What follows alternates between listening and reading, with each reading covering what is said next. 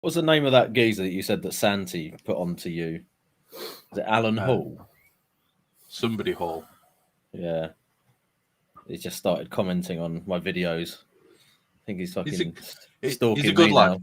now. He's a good lad. No, he's a good lad. He just wants some help with his brewing. That's all he wants. And to be fair, as I said to everybody, I'm more than happy to help people out in the brewing. It's not an issue. If I can help, I will help. I know how little help I got when I started brewing from certain communities. And so it wasn't really until I found BrewTube that I actually started getting, help with what I needed help with. It was people like Tricky and yeah, that's not annoying at all on a live stream, that trick. Yeah. That's what I'm finishing the packet of. I'm finishing off my crack horse scratchings. Delicious. Yeah, I'm sure it is delicious. So let's find out. Is Owen going to rock up on the 10-minute button when he said he would? I think he's already passed the 10-minute. I don't know if we're past the 10 minutes. I think we're past it. I don't know. Yep, we are. We are 15 minutes past it. On shite. I don't get this. I'll be honest, Andy. I think you've had too many beers to be on this podcast tonight. Already? I may have to kick you off and replace you with a web page again. Like the cleaning products were, yeah. Yes, we're going to replace you with Star Sound. Star Sound gets rid of those nasty bugs. Damn sure kill midges. Oh, what an idea! Just spray the Star Sound at midges. Works. If you spray a wasp with Star Sound, they drop dead very quick. Do they? I may have done that once or twice. That's a good tip. That's a good tip. In fact, I may actually have a spray bottle of Star Sound purely for that purpose. There you go, folks. Because I found spraying them with contact cleaner, whilst it did kill them very, very quickly, also made me cough lots. Yeah, I know. Yeah. There's going to be some wasp issues in the garage over the summer because there's a fucking massive gap around the door for them just to fly straight in through. So expanding foam. I can't put that round the actual door though. It'll just seal this garage. Failing to see the issue. I do need to get a bike out of there occasionally. No, you've got another door. Use that one. Oh, it's long. It's long. Anyway, just a quick check. Oshin, if we are on live in the operating theatre, good luck. Enjoy. I heard it was supposed to be 2 ops you were doing today, but apparently there's been some issues, so I hope you get home at a reasonable hour, mate. I'm hoping he's got us on live. Becky arrived at a reasonable time. I've made it home in time. We've been let down by Owen. He's obviously having some issues getting the kids to bed tonight. So yeah, it is what it is. When you've got families and stuff, podcasting comes second. Some of the time. Andy's hammered already. Yep. He's working hard on it tonight. Monday, babies! Yeah. You're in for a treat tonight, listeners. It's going to be an issue, this one. I'll be going full pirate later. He's going through Drunken Scotsman, progressing on to Drunken Pirate. Yeah. I'll bet he is.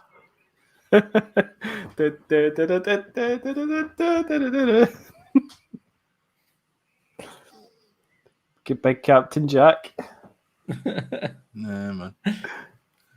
So how's everybody's day been today then? Tricky, you said you haven't had a particularly great one. No, I won't go into the details, but I've had better days. How's the little man? Is he all right? Yeah, he's all right. How's the little lady? Is she all right? She's all good. She's still keeping us awake. Little man was a little bit moody. Yeah. A little bit moody on the way home from school. That was the main... did he need a Mars bar? Not so much. He needed a slap. That's what he needed. Well, it is what it is. It's frowned upon these days, though, unfortunately. Yeah. There's lots of things that are frowned upon that they do in nature, though. You know what I mean? I'm not being funny. If you see a tiger with tiger cubs and those tiger cubs start acting out, tiger's going to give them a slap.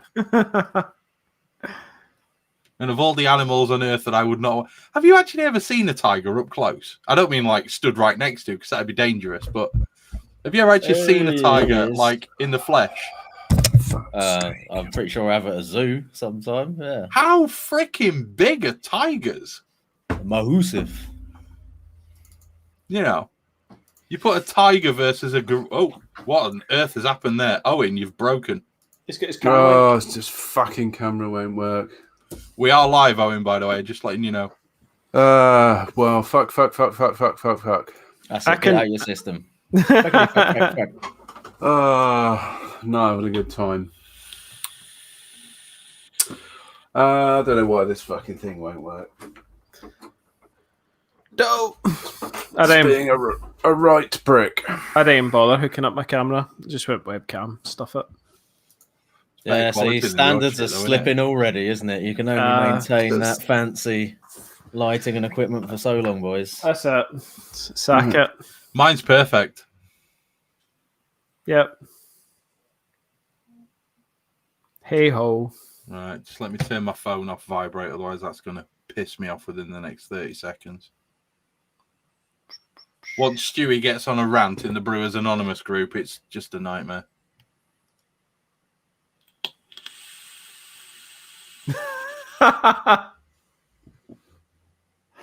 Sorry, delayed.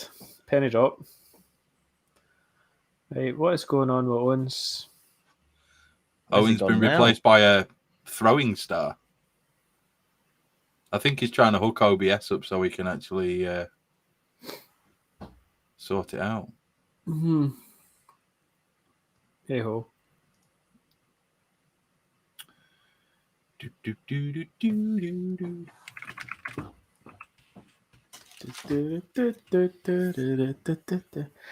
Oh, I've not had my tune.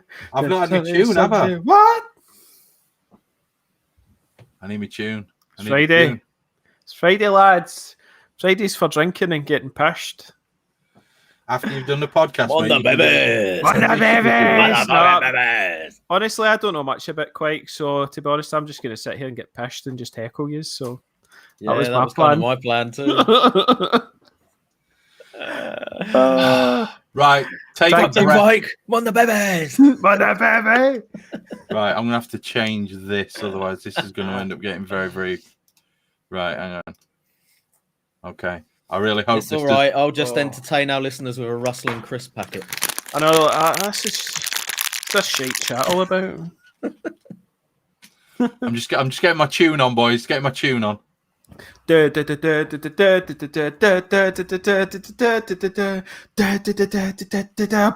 bomb. Oh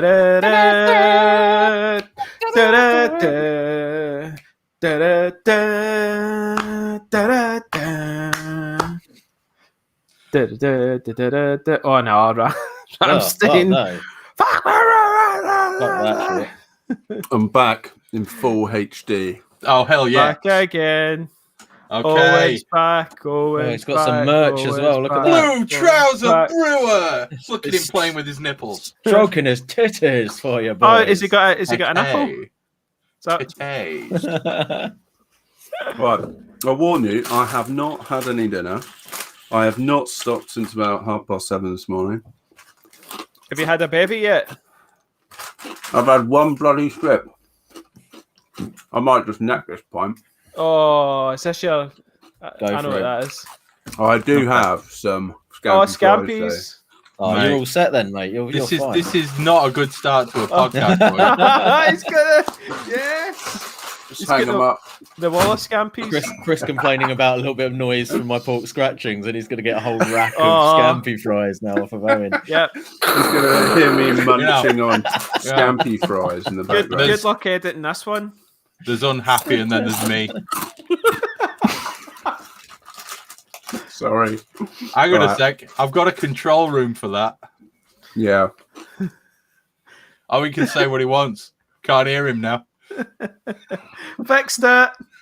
Fixed you, Owen, mate. You're all nicely muted. Cheers, Dad. Okay, right. We've got 19 people on. Yes. Right, welcome to the shit show. Okay, whose lead off is it today, boys? Bagsy, not me. Not me. I did. Okay, I'll do it then. Owen's going to be too busy eating. I'll do it. What is it? Episode 27, isn't it? Okay, countdown to Audacity start. Is everybody ready? I haven't even loaded it. Oh my good God. That's a no then. That's a no from Owen. Hold on, I'm just going to test it. Test. That's all working great. Tits. I really hope this isn't on live in your operating theatre. Do you know that? All right, I am ready to go. Are you ready to rumble? Right then. 3, 2, 1. Wait. Fuck's sake. Come on, man. 3, 2, 1. Go. Okay. Right then. Welcome to episode 27 of the Hop Edition. We're live on a Friday night tonight because there's issues with scheduling for Saturday. Mainly Tricky, he's a problem. And today we are going to be talking about the wonderful world of Kveik. Now, important to note at this point, before we move on to anything else, we are not experts, okay? We are not Lars Garshol. We're not. Some blokes in the shed. That's actually right.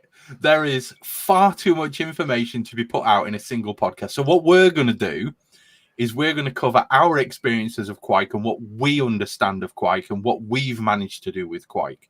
It is such a broad-ranging topic. It would require many, many hours of discussion. And that's why I believe Lars has his own podcast and his own website and his own wiki page. Yeah. Milk the Funk. Lars knows far more than we do. However, I have seen a video from Harrison's Brewery of Kveik literally boiling a fermenter, which was quite impressive and awesome. And I really enjoyed that. And I really want a fermenter that I can see in the top of so I can see if mine boils as well. But other than that, all I want to say before anyone else jumps in, you guys just be quiet for a minute. Stop trying to butt in. Basically, I want to say thank you once again to Boel for supplying us with the iTap. And if you want to be in with a chance of winning the iTap this time round, it's the same thing. We haven't actually drawn anything yet. You need to go to the website. You need to sign up for the newsletter because next podcast, which I believe is 2 weeks' time, next podcast, we will be doing the draw live. So if you want to be with the chance of winning a bowl iTap, you need to go to www.thehopedition.uk. So it's .uk, not .co.uk, .uk, and you need to sign up for the newsletter. It's on the left-hand side, a bit down. Okay, if you're on a mobile, turn your phone sideways. If you're on a computer, Mac screen, look on the left, scroll down a bit, newsletter, sign up. Get yourself signed up. We'll be doing the draw live on the next podcast. Other than that, what are we drinking, boys? Tricky, what's in your glass? I've got the Sussex Bitter, which I'm not going to talk loads about because I'm just going to refer you to the video that I put up. What a fucking surprise. Tricky says refer to video. That's like a triple tick on bingo. That's got to go on the bingo card, hasn't it? That's the one right. That's the one right in the middle of the bingo card. It needs to boost the views. Boost the views after the initial pump out. So that's it. Once you've spammed it on all the Facebook groups, you have to go for a second wave, don't you? Yeah, got to keep it. Try. You have no morals. No shame, mate. It's just trying to get it to go viral. That's all it is. Subhuman scum. Anyway, yeah, I agree. That's a little bit strong, I think, there, Owen. Jeez. You're one step above navel lint, Tricky. Well, anyway, so yeah, nice bitter off of the handful. It's the first beer that I've put through the beer engine. There's a couple of videos about beer engine refurbishment and setting up as well, if you want to go and check those out. But, Jesus Christ! Is that on David Hoof's?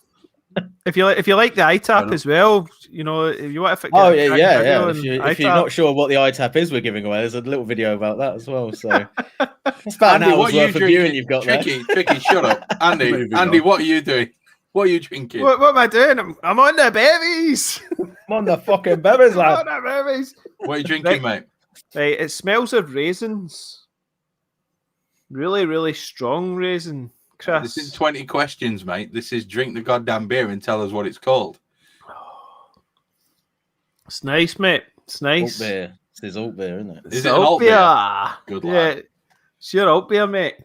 Hey, by the way. Yep, we're all on the alt beer. Chris, this is excellent. Thank you. It is proper raisin, though, isn't it? There is a bit of raisininess in it. So yum. So raisin caramel. What's the raisin coming from? Can I ask a stupid question? Carafa. Oh. Come face. Stupid question. Of course you are. Alt beer. Does that sort of stand for like alternative beer? Or is it just... I don't know, but we're going to go with that. It's delicious. Came out of the German grunge scene in the 90s. I reckon maybe it did, yeah. It probably did, to be fair. Yeah, the 1790s. Chris, is that a lager? Right. Yeah, it is. So that is clean. Very clean. Is that actually Chris's beer that he sent to you? Yes, it is, of course. Yeah. It's top notch. I wasn't sure if it was Chris's recipe that you'd brewed. What was the yeast on that one, Chris? That was Beer Bitter by WHC Labs. Is that specifically an alt beer yeast, or is it's a Kveik? Not Kveik. It's a Kolsch alt yeast. You can use it for either. Right. So yeah, just like a sort of hybrid lager ale yeast type. The first time round, I made it with White Labs, Dusseldorf alt or Dortmund alt. Or I think it's Dusseldorf alt. Second time round, it means old beer. Yeah, Stewie's just told you that. The second time round, I couldn't get hold of any because the malt mill are out of stock. So I used WHC's Beer Bitter. It's a lovely yeast, though. It works really well. I'm pretty sure it's the same strain. I've got to be honest. Do you know what? I was going to say it was shit, and just like, but nah. You see, when something's that good, you just can't even diss it like at all. It's just it is an excellent beer. It really is. Yeah, it is really, really good. I would brew that. I would definitely brew that. It's just kicked. I know. Owen, which tipper have you got in your glass? I am not drinking a tipper or a dipper or even an IPA. Is that a Pilsner? He's got an alcohol. It's a Pilsner of sort. Have a look at that. Look at that. That's pretty crispy. That is clear. You can see my face.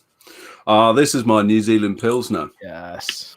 So this was, relatively straightforward kind of Pilsner recipe made with Riwaka and Motueka. Fermented with M84, Mangrove Jacks, which we worked out the other night was which yeast? It is the Urkel yeast, isn't it? Urkel strain, yes. Yeah. I have to say, it's a real peach. I didn't go too big on the hops, so it's still got a nice essence of lager vibe going on. But it's definitely got a twist in terms of that flavour from the hops. But it's not super pungent. I decided not to dry hop it. Which in some ways I'm pleased I made that decision. Yeah, it'll give you a bit of clarity, won't it, Owen? I think so. Yeah, it's the clarity's good, and also I think if I dry hopped it, it might have overpowered the yeast contribution to the beer. It's still got that kind of slightly sulfury kind of yeast addition that tells you it's a lager. Mm-hmm. Is it quite delicate because of what you've done? It is. Yeah, I'm really pleased. Come out pretty well. Fermented that one out with Uber, didn't you? No, that was my Märzen. Oh, sorry. This Too many was- beer reviews I've seen recently. Well, I've been popping a few up on my channel. The Blue Trouser Brewer. I figured I'd let you get that one in. Thanks, Chris. Teed it up. I smashed it out of the park. What can I say? I'm a good pitcher. I didn't actually do a video for the New Zealand Pilsner. I should have, but I was too lazy. I just couldn't be bothered. So I just wanted to brew. You know, sometimes you just want to brew. You guys must get that. I do every time. Tricky. Oh, You know, yeah. there's plenty of beers that kind of go through without Getting recorded. bothering to set up the cameras and stuff. Yeah. The live brew days are almost a bit of a relief in that sense, because I'm definitely not going to bother filming this one because I'm just having a chat on the live brew day or whatever. So it's nice to just have that bit of moment to yourself, that Zen moment of just you, your kettle, doing your thing. Yeah. It is nice. So there we go. Tricky. Yeah. You've already done yours, haven't you? It's down to yeah, me. yes. I'm drinking the last half pint of alt that is in existence in my keg. I'm pretty sure Owen's still got a bottle unless it's a race to the bottom between you and. I think I've drunk mine. I drank mine. Andy, I think that might have been the first bottle I drank. Wow. Who's going to kill the alt first? Will it be Chris or will it be Andy? Well, if we're going down that route, to find out. Chris. Chuck Don't challenge. Oh. No, don't do it, man. Oh, Flavor the it's all on you, flavour. Andy. Why would you do that? It's so good. move on. I'm going to enjoy this. Wafting. just growl down the microphone. No, I love that beer because the caramel toffee overtone that comes over the top, it's just wow for me. It's just really nice. It's kind of like a Märzen, but it doesn't have that almost fruity. You get an almost fruity flavor from WRP 820, whereas with that, it's just caramel, and you get a little bit of the spiciness from the hop, a little bit of that floral character. It's not fruity in any way. It's a really, really nice beer. Really nice. I love it. Yeah, I found my Märzen came out pretty fruity. Yeah. And I'm not sure it's necessarily my favorite. Is it not the It sounds like the old beer might be more up my avenue. I think the Märzen's because of the Hersbrucker at the end. Yeah, it is. Possibly. That does that berry thing. You get a very slight tinge of almost red currant. Yeah, that's that. Yeah. Yeah. It's really nice. I like it. It's very, very nice. Anyway, we're trying not to let this one hit 3 hours because I've got to be up to take my missus to work at 6 o'clock in the morning. So, Friday here. So we'll make it 4, yeah? Sunday. What? Yeah, no problem. And I'll be leaving 2.5. I'll be leaving 2.5. 10% only from here on in. Right then. So, what is Kveik? It's a very broad question. Now, the literal translation we can't decide on. Jay Falk told us one thing. Like Johnny Berglund told me another. I think the bottom line is it's technically not. I think it's interestingly. I did some reading on Lars Golschall's it's actually blogs. Norwegian for beer goblin, isn't it? Is that what it means? Yeah, it turns out that it's actually not beer goblin. It's goblin that lives under bridge with barrel of beer. Trying to eat close as you go past. It's quite a long. It's quite succinct, that one word, very specific. No, more to the point was it's almost like a sort of there's lots of different words, right, for effectively what they're sort of saying is like their farmhouse yeast.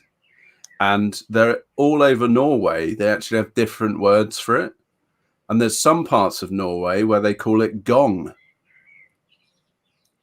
And I'm not making that up.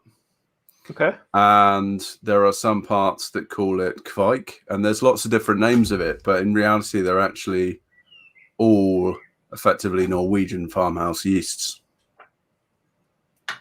Cool. There you go. Nice. So it's not an exact like the Norwegian word for yeast is not Kveik. It's something else. There is actually a word generally where they would, I could find it. But see, the Norwegian beers that they make, it's a different process, isn't it? Where they basically kind of boil the grains as such. It's like it's a much higher temperature. It's almost like they cook it in a big cauldron thing under a fire.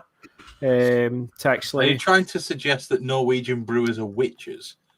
No, but that was the process back then, where it was under a house or whatever, and the basement where you had this big stove fireplace thing that you'd put your pot in. It's like a big black pot thing, and it used to fire under, and then you'd fill it with all the grains and basically cook it almost.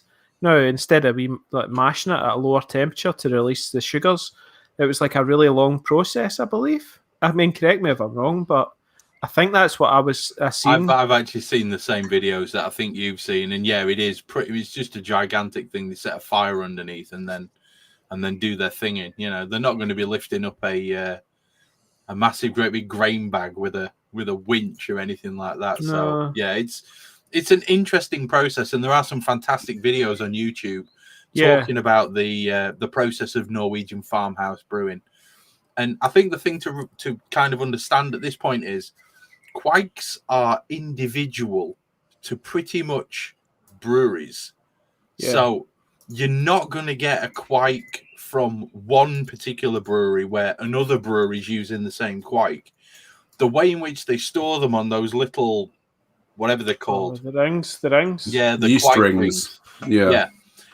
To me, it's just a fantastic way of doing it. It's utilizing a natural process inherent to the yeast and kind of, really embracing that and allowing the yeast to dry naturally.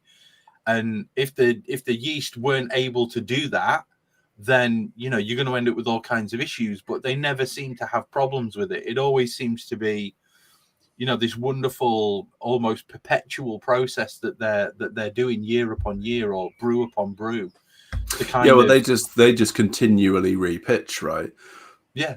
So there's a natural mutation process that will occur, in addition to the fact that them hanging up this yeast ring, literally in their barn, let's say, it's going to be picking up all sorts of different terroir, natural kind of yeast bacterias that are occurring, and that's why that you actually find the differentiation between the Kveiks across different places, right? And when you said breweries, Chris, like ultimately these originate from farmhouses where people are making beer. So it's like where it's not breweries in the sense that we may understand breweries. No. It's commercial sense. It's like Owen's brewery in his garage and Tristan's brewery in his garage and Andy's brewery in wherever he is. They might do the village or something like that. Your neighbours and stuff. But yeah, it's very much a kind of medium-sized kind of thing. You probably find that they brew maybe 100, 200 litres, maybe possibly something like that. That's a decent sized brew. Yeah, that's a decent sized brew. Do you know what I mean? That's a good way to make friends with your neighbours. Let's put it that way. I think it's probably important. It's important to make the distinction that Kveik is not a beer style. No, definitely not. You make that while I get another beer. Yeah, and it may be that some people's understanding of experience at Kveik, in so much as they may not be homebrewers, for example, so they might not be within the scene. They might just be craft beer drinkers. They're seeing Kveik on a can, and they might be thinking, "Oh, then maybe this is a new beer style or something." Yeah, there is a lot of breweries kind of branding stuff almost like Kveik Pale Ale, and it's like that's kind of misleading, really, isn't it? Because you wouldn't say London Ale Free Pale Ale. Do you know what I mean? It's not the thing that makes the beer what it is. No, not at all. But what's like really interesting, having read up a little bit instead of sort of farmhouse yeasts, it's the fact that Lars Garshow, having studied kind of Kveik, and without him, we wouldn't be using it in a commercialized sense. No. Right. But he chose to only really study farmhouse yeasts within Europe. But in the reality is there's farmhouse yeasts all over the world, in Asia, in Africa, in South America. You know, he went as far as Russia, and they're using very similar kind of quite homestead kind of approaches to making beer. And they're all entirely unique to themselves. But one of the things that tends to be consistent across farmhouse yeasts is that they will tend to ferment at a higher temperature. That list is on. And they will tend to ferment quite quickly. Yeah. And it's interesting in the sense that we see brewers' yeast as the normality of what we see as yeast as home brewers. Mm-hmm. But the reality is that brewers' yeasts is actually perhaps the abnormality to more broadly farmhouse yeasts. I agree with what you're saying there, Owen. That is that's a discussion for after the podcast, I do believe. However, I agree with what you're saying, because when you were talking about it there, I thought about the Bière de Garde. That's very much farmhouse yeast. Saison, very much farmhouse yeast. Yeah, that's what I just said, yeah. And most ferment hot and fast. Yeah, both of those styles, ferment hot, ferment fast, do their thing. You know, it's not entirely out of the realm. I just think that the Norwegians have looked into some particularly hardcore yeast that can ferment out at 38 degrees. No, I was talking about this in the pod planning, and it was, do not say, because the way the sugars are, it'd be quite hard to break down, and what Kveik has had to survive on, it's basically, that's what's turned it into an absolute beast of a yeast. I mean, there could be an element of natural selection in there, definitely. Yeah, but complex sugars in the environment as well, like you're saying, so drying on yeast rings and all that sort of thing. It's upbringing, you know. It's just turned that into the Arnold Schwarzenegger of beers. Ultimately, everywhere yeast would have had the same kind of yeast sort of culture previously. You know, like in Britain, we've transitioned to a more kind of industrialized, you know, production of beers, and therefore you end up with yeast and everything which fit into that system. But prior to that, it would have been farmhouse brewing in exactly the same way in this country traditionally, when you would have been, you know, having the alewives and all of that stuff, like making beer in pots in the farmhouse. And it's just some places have probably maintained that method and tradition for a lot longer than places like here, where the brewing has become much more commercialized, I suppose, more quickly. Or I don't know. Yeah, I think it's interesting in the sense that, you know, in Britain we have a lot of yeasts that we typically associate to a brewery, and those breweries may have only been around for a few hundred years. Whereas the farmhouse Kveiks may well have been around for a lot longer than that. Thousands. Well, yeast have been around for literally hundreds of thousands of years. Precisely, right? Hundreds of thousands, possibly even millions. But Chris, you made those brewery strains have probably, you know, come from a farmhouse yeast somewhere back in their, you know, their sort of development. But Chris, just been isolated. You made a point right at the beginning of this podcast as well. You know, we are, I mean, apart from perhaps yourself, Chris, not experts in microbiology, but it does seem that yeast has an ability to adapt to its, you know, there's a certain like Darwinian kind of adaptation that happens, and as it happens, kind of farmhouse yeast is adapted to certain conditions, whereas perhaps, you know, brewery yeast or brewer's yeast as we know it now is adapted to fermenting at cooler temperatures, otherwise it will produce off flavors, whereas Kveik will, you know, do something different. I think there's an element of that, but I think you also have to take into account that the process has been honed to a certain yeast within the mass-produced kind of brewery scene, you know, the big breweries. They've adapted their process to the yeast. The yeast haven't adapted to their process. Okay, that's a completely different kettle of fish, because what's happened is they've realized at 20 degrees we get a fermentation which gives us a profile like this. People like that. I'm pretty sure if you were to crank Nottingham up to 25 degrees, it'd still ferment. It'd still ferment at 27. I'm pretty sure it'd still ferment at 30. But it never gets that hot in the UK, though. But the process is this. The process is such that at 20 degrees, it gave a product which is more to the palate of the drinkers who were drinking it. Does that make sense? Rather than... So you've adapted the process rather than the yeast, whereas in Norway, it almost seems like they've embraced these yeasts which work at a much higher temperature rather than things like your US05, your Chico strain, your Nottingham strain and stuff, which we've adapted the process to them at a lower temperature. Hold on, Chris. Do these yeasts actually ferment? Do they ferment their Kveik at the higher 30s? Or is that something we've done? And no, says, I'm pretty sure that they ferment them higher as well. Yeah, because I don't think they How generally do they do chill that much at all, do they? They'll just sort of let it drop to blood temperature essentially, and then essentially. It's all about. Right. It tends to be about the pitch temperature. So it'll be the temperature at which they pitch the yeast, and then perhaps what they might do is let it naturally get, especially the fact that it's such a large volume. It may be that the yeast is kicking off literally within a few hours, as you typically sometimes experience with with Kveik. And then what they tend to do... hours is a lazy Kveik, to be fair. 30 minutes is where it's at. Exactly. And I think actually I've seen a few of the videos where they'll tend to grab their yeast ring or whatever, and they'll actually scoop up a bit of the wort, and they'll almost do a little bit of a vitality starter with the yeast.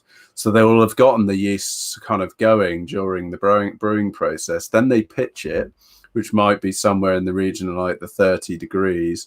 And then I would imagine the yeast through its kind of aerobic process. Or aerobic and anaerobic, They do them both at the same time. It's kind of generating its own heat. So because it's fermenting so fast, and literally, as you quoted from Harry's experience, boiling the wort, perhaps it just sort of remains kind of relatively kind of at that similar temperature in the 30 degrees. I'd imagine that they are brewing during the summer months, though. I'd imagine there would be a lot of brewing in the summer months. So if the ambient is 28 degrees and they're pitching a yeast which is going to raise the temperature by maybe 7 or 8, I've seen it too. I'm just not laughing. Luke Stevens, you're dead to me. That, Luke. You're dead to me. The natural metabolism of the yeast is that it's an exothermic process, and it will raise the temperature of the solute that it's in. And so you're going to end up with a temperature which naturally rises anyway, and it may well hit 37, 38 during peak fermentation. Mm-hmm. And then it may just drop off after that. So I think us holding those yeast at sort of 35 is going to give you the peak, or 38 or whatever it is that you end up holding it at. That's going to be the peak fermentation speed for that yeast. And I think that's why you can get a Kveik beer, out of the kettle into a fermenter, out of the fermenter and into a keg within, 60 hours, 48 hours if you cold crash really hard. I think that's basically what it comes down to. So in summary, have we answered the question on what is Kveik? Definitely. And the history of using Kveik. And I'd imagine. I think the summary is Kveik is a range of yeasts used by Norwegian farmhouse to ferment out their beer. And the historical use of it is basically that was the one that did the job at the temperature it was pitched. That's what we've come up with. Now, the reality is, if you want to know stuff about this, go and visit Lars Marius Garschol's website, because he explains stuff far better than we ever could. I would love to get Lars on this podcast. I really would, because Kveik it wasn't something I was that interested in at the start until I saw somebody literally turning a beer around in 60 hours. I wasn't interested. And now all of a sudden I'm ludicrously interested. You love it. I'm interested because of something that we will come on to later. It's a bit further down the notes. But I think if you want to know anything about basically Kveik, just go and visit Lars' blog. Just literally Google Lars' blog, the King of Kveik. Lars Marius Garshol will let you know everything that you need to know. And Owen's currently behind a disco ball. Nice. That is impressively terrible, that picture, Owen. What picture is that? Ball? I mean, dude. Yeah. I mean, look at what's streaming on YouTube at the minute. Owen's just properly pixelated. Oh, wow. Yeah, I'm having a little party right now. What's going on there? That might sort itself out in a minute. Somebody's been on the LSD. Oh, okay. Right. Chris, can I just add in? I don't think we mentioned, but the actual farmhouse yeast strains that they've got, it's the farmhouse strains actually got several yeast That's later. strains. That's later. Don't blow it. Don't blow it. That's later in the notes. Later in the notes. What? Okay, cool. Right, we'll get that. We'll talk. Oh, he's gone. He's back. There we go. That's the hook. That's the hook to keep you. Yeah. Stay here. Drink more beer. So, tricky rather, because you've been very quiet so far, and I realise it's because you're sunburnt on your face, but I'm not sunburnt. You're just bright red then, mate. Wow. Why is Kveik useful or worth using to you? To me specifically, I don't really use it that much, so you probably shite. Not the best person to come to first on that one, to be honest. But why the reasons why some people might use it. We've already mentioned a couple of things already, which is its ability to ferment at very high temperatures. If you've not got temperature control, especially in the summer months, obviously it's not necessarily something that's useful for most of the year in the UK, but certainly in the summer months, if you're fermenting in a shed or something that's like 30 degrees plus, it's probably one of the few yeasts you can use and actually get something that's not going to taste like rocket fuel at the end. A badger's ass. Yeah, or a badger's ass. Especially if the badger sneaks into the shed and starts drinking it and drowns in the FE. That's a big problem down It is. Yeah. We've seen pictures, especially if it dies in your fermenter. So you've got the ability to ferment hot. Kind of with that, and part of that is the fact that it's going to ferment super fast as well, so you can turn your beers around in no time whatsoever. There's a big range of different Kveik yeasts, so you've got lots of different sort of flavors and esters profiles, from super clean if you want to try and do a pseudo lager with them. Uber. If that's your thing. I wouldn't. Pseudo. But no, wait there, Tricky. Let me guess. That's your thing. 3470, wouldn't you, at 20 degrees? Well, not just that. There's various other options as well, but pressure fermenting and anyway, let's not get into that argument yet. But yeah, super clean, fruity, very fruity. Some even with like tropical notes. So you got options there from, sort of pseudo lager all the way through to like NEPA kind of ester profiles and whatnot. So very, I guess, very quick, can be fermented very hot, can give you a fairly vast range of flavors, very easy to reuse as well. I think the sort of harvesting and reuse thing is an angle which a lot of people enjoy about that, in terms of being able to just literally scoop a little bit off of the top and pitch a teaspoonful and be able to, ferment a beer straight off of that without any issues, which is certainly something that, even as somebody who doesn't really use Kveik, I see that as one of the biggest advantages. I think it's probably the ease of harvesting and reuse for Kveik yeast seems to be something that definitely sets it apart from some of the other, basically most of the other yeasts that you might come across. Not particularly fussy or difficult to handle or use, or, it's not going to get stressed out and do weird things and ruin your beer that easily. Generally, it's the most chilled out yeast I've ever used. Well, the most angry and violent yeast when it's fermenting, but chilled out in the sense of like what it's going to do if you put it under stress, sort of thing. Is there anything else about Kveik that needs to be mentioned there in terms of what, why people might want to use it? I think one of the things that a lot of people kind of miss about Kveik is just how little of it you actually have to pitch.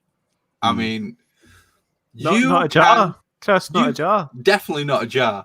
Truly spoken by a Yorkshireman right there. I mean, you can underpitch Kveik to a ridiculous degree.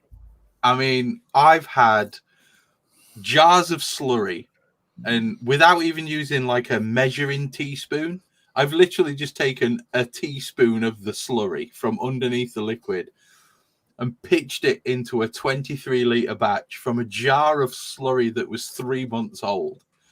And it goes off like a goddamn rocket. And it was finished in 47 hours. Now, if that is not the Arnold Schwarzenegger on steroids of yeast, I don't know what is. But the advantage of underpitching, and this is the thing, okay? Chris, does it go like this? I'll be back. It doesn't. What it says is, I told you I'd kill you first, Sully.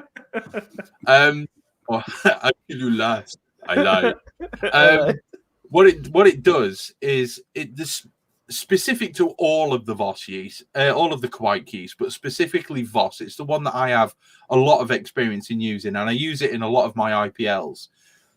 It gives this wonderful fruity ester profile. All of them do it. Hornidal is stone fruit.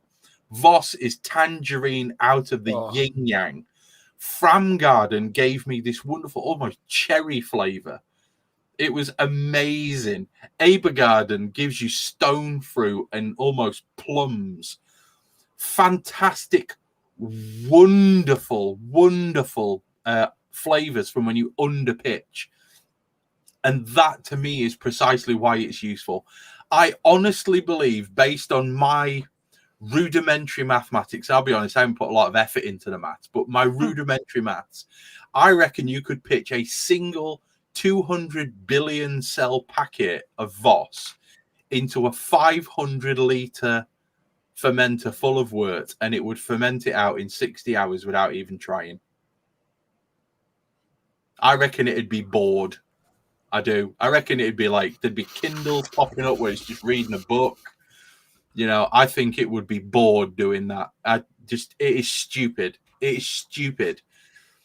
It's almost like the Peter Kay comedy sketch about the biscuits when you're dipping it in the tea.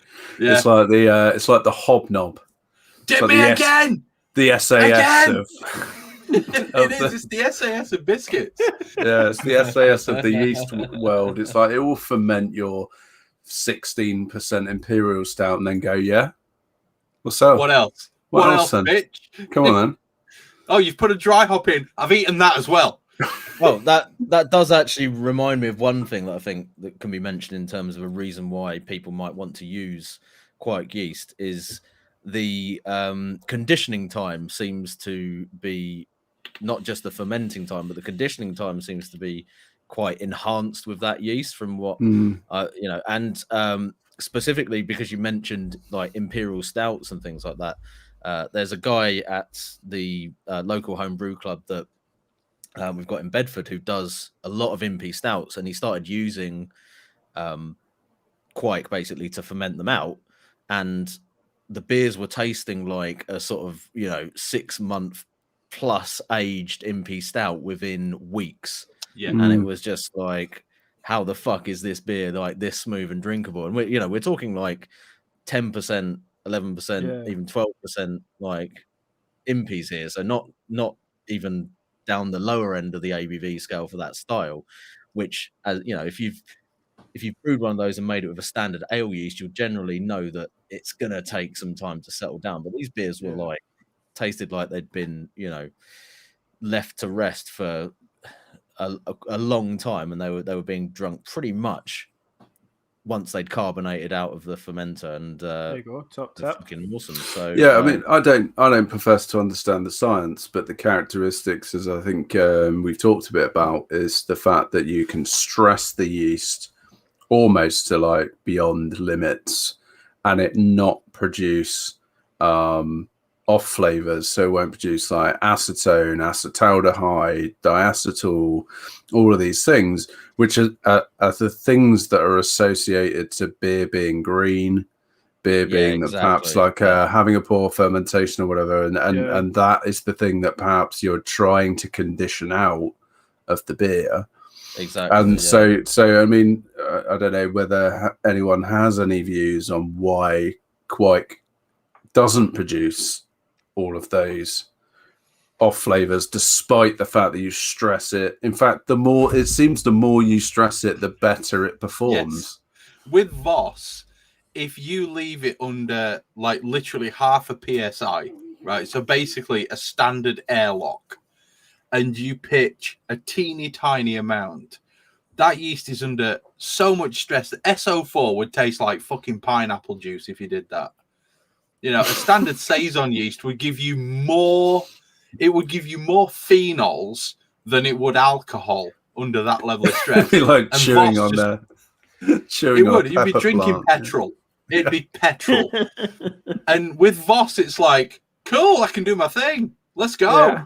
And it just gives you some lovely tropical tangerines. Yeah, here's some tangerines and some satsumas and, you know, a little bit of mango. Let's just do it. It is one of those yeasts that, like Owens just said, you stress the bollocks out of it, and it's happy. You know, it's your classic. I love how you personify yeasts like they're sort of a person, right? Like they're like a human in your mind, Chris. But they are, and it's great. I love it. We have a symbiotic relationship with these yeast, and when they act together, they are acting almost as a symbiote. Okay, so when they do their thing, the entire community of yeast, there are hormones and pheromones and other things released within the beer that you drink. There are messengers that go between the yeasts that tells them what to do and how to do it. It's a fantastic thing. They act almost as a tissue when you put them together in the bottom of a beer. They're not acting as individuals, because there are chemicals released which are protectant, which will protect other yeast and things like that. And it's a wonderful, wonderful world. Because yeast is just a fungus. It's just a fungus that we use a lot of. And yeah, I do personify things because I love the idea of this colony of living, respiring things just doing their thing and actually enjoying it. Because why else would you produce tangerine flavors unless you're actually enjoying what you're doing? I love it, Chris. It's like you've talked about a friend just turning up and delivering a fruit bowl, a fruit basket. It pretty much is. He turned up. He gave me some satsumas. It was lovely. Yeah. So I kept him alive in a jar in the fridge. Yeah. I think for me I think one big win, and I think we probably touched on it already in terms of using Kveik. It's like the how resilient it is. You can keep it in a jar for a lot longer than you can most other brewers' yeasts. You can dry it out really easily. So I've done that a couple of times in the oven, put it in a plastic bag. Then you can then put it in the freezer. Right, you can slant it, you know, and this stuff is tough, you know, so it's and it's economic. So, you know, you can build up what I find is if I can build up a yeast starter of like Kveik, is you would have then enough for like 10 pitches or more, way more than 10, you know, and then you can potentially like keep some of it wet, you can dry some of it, so it's almost like that thing that you can just keep perpetuated, right? Yeah, because you can put it in the freezer and it will last like a decade. So if you're in a pinch, you can just go, you know, I haven't got that yeast that I need. And what's nice is like Kveik's got, if you have enough of them, they have all the characteristics that you can go, all right, I'm making a bitter. Oh, you know, I'll use Framgarden. Yeah, I'll use that sort of thing that will give me a kind of similar fruity profile that like maybe an English yeast would give me, or if I'm doing a lager, I haven't got any lager yeast, I'll use Uber. Or my beer's stalled. I don't know what's wrong. Fuck it, I'll just pitch some Kveik. Yeah, exactly. Yeah, that'll smash it in 24 hours. So I think it's just a great like reserve backup. It's a pinch hitter. It is, yeah. It's a banger in that regard. I think Tricky really needs to get his arse in gear and actually try some of the different Kveik strains, because some of them are phenomenal. I mean, Uber to ferment out a lager in like 48 hours. Hornidal to be able to. It's not a lager. It is a lager. It is a lager. Pseudo lagers. Pseudo. He's super anti.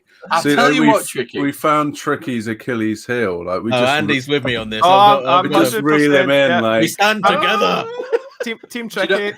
You know what I'm going to do? I'm actually going to ferment out a split batch. Half of it I'm going to ferment out with Harvest. The other half I'm going to ferment out with Uber. I'm going to send it to you, and I want you to tell me which one you like the best. And then you can shove your pseudo lager argument right up your hairy arsehole. I think you'll be able to tell. I think you'll be able to tell, and I think I'll like the Harvest one better. I'm laying it I down. love the fact that you're so adamant that you'd be able to tell, despite having never made a pseudo lager with Kveik. The lager. No, I mean, like, you know, base your opinion on the sample of 0.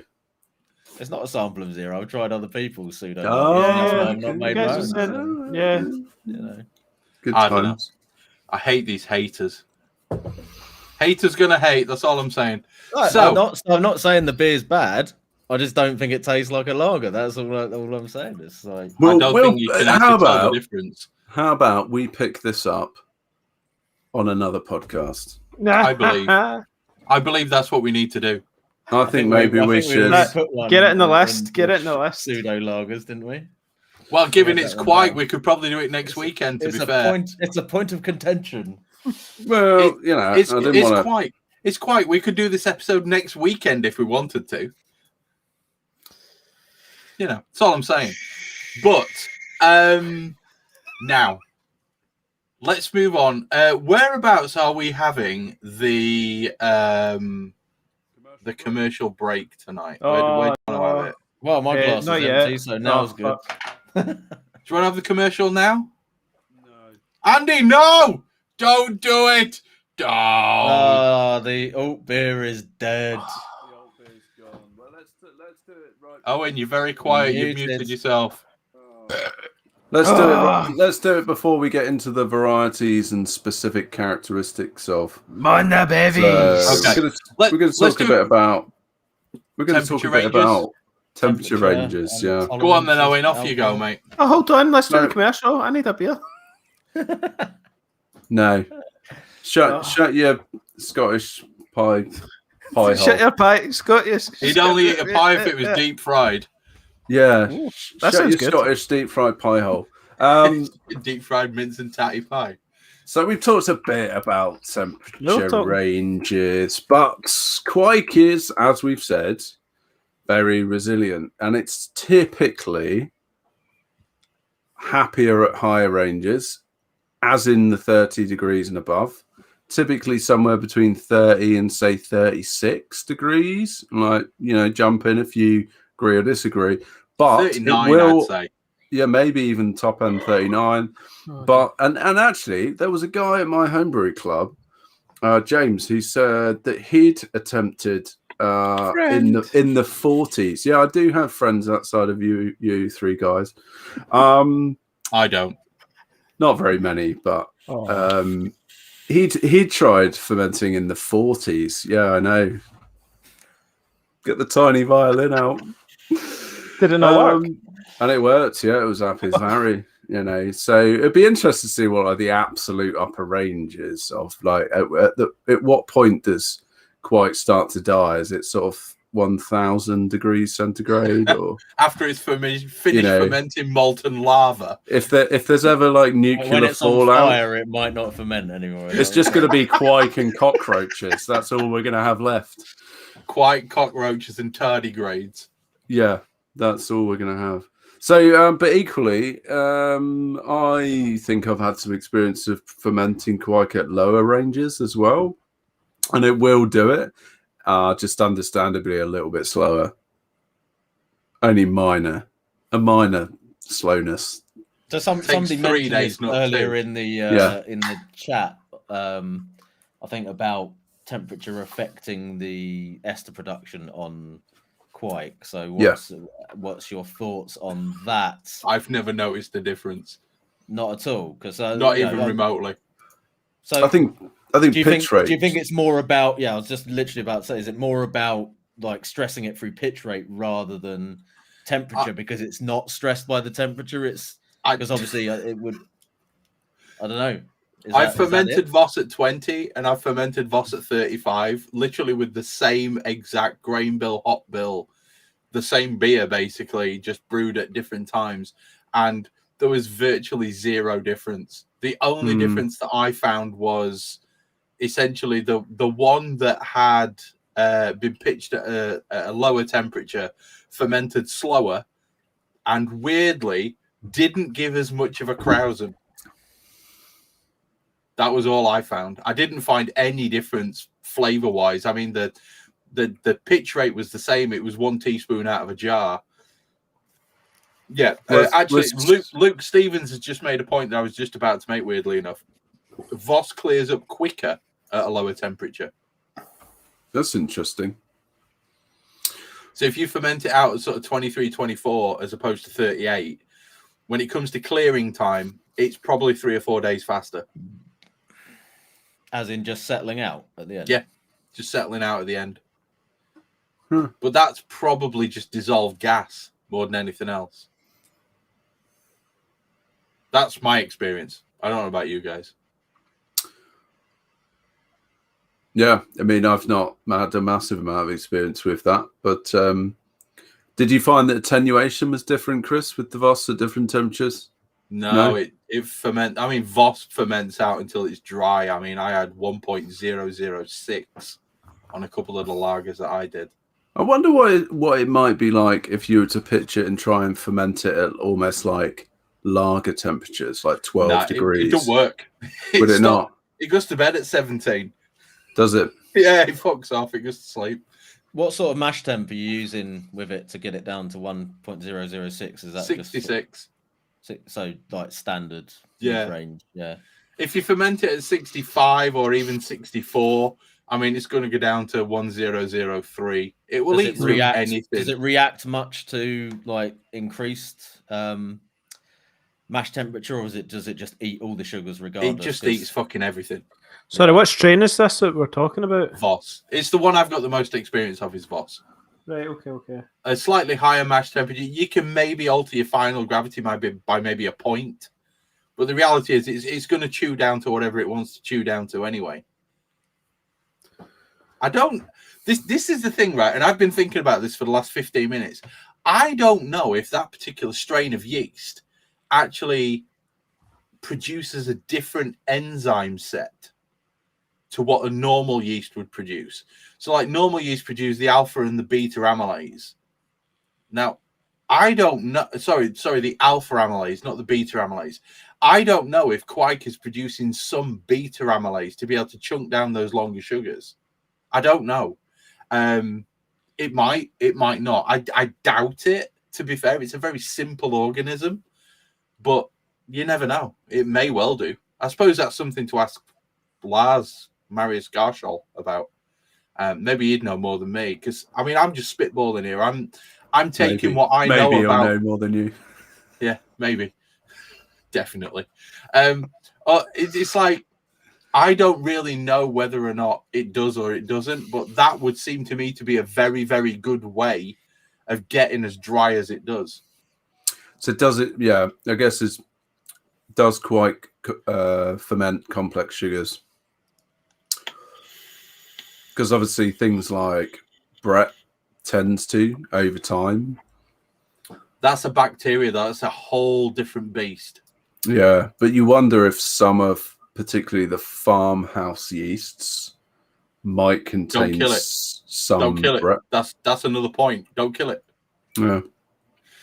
But yeah, I agree with you. Definitely. Forget I said that. That's total nonsense. We'll touch on that point later. So I think one thing that we do need to cover. How the hell do I click this goddamn link? Copy link, remove link, edit link. I can't do anything with this goddamn link.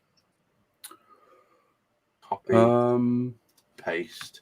This is so we're going to talk a bit. We're going to talk a bit about, I guess, in sense of some beer styles, right, and alcohol tolerances for Kveik, which, generally speaking, tend to be much higher than that of your normal brewer's yeast as we would experience it. So typically brewer's yeast will go, what do you reckon, like somewhere between 10 and maybe 11, 12?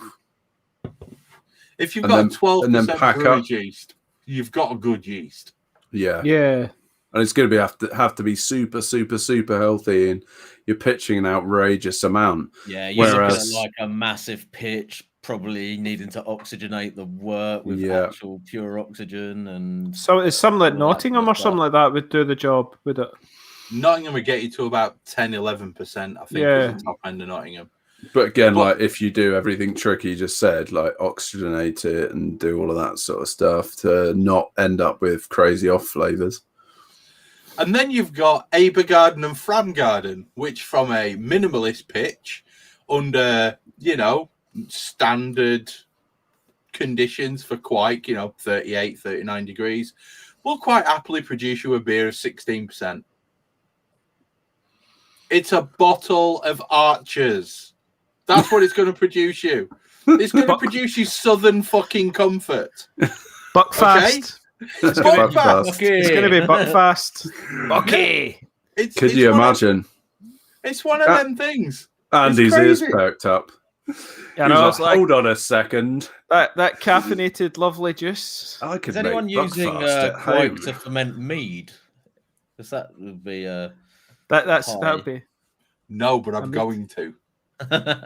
Oh, I think I'll need to do a video on how to make Buckfast and then get massive hits on it. That'll be a fucking viral video. There's your viral video for you, Andy. There's your 8,000 subs video. Yeah.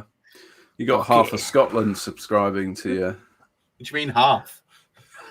Probably half of Northern Ireland too. The west coast of Scotland and Northern Ireland.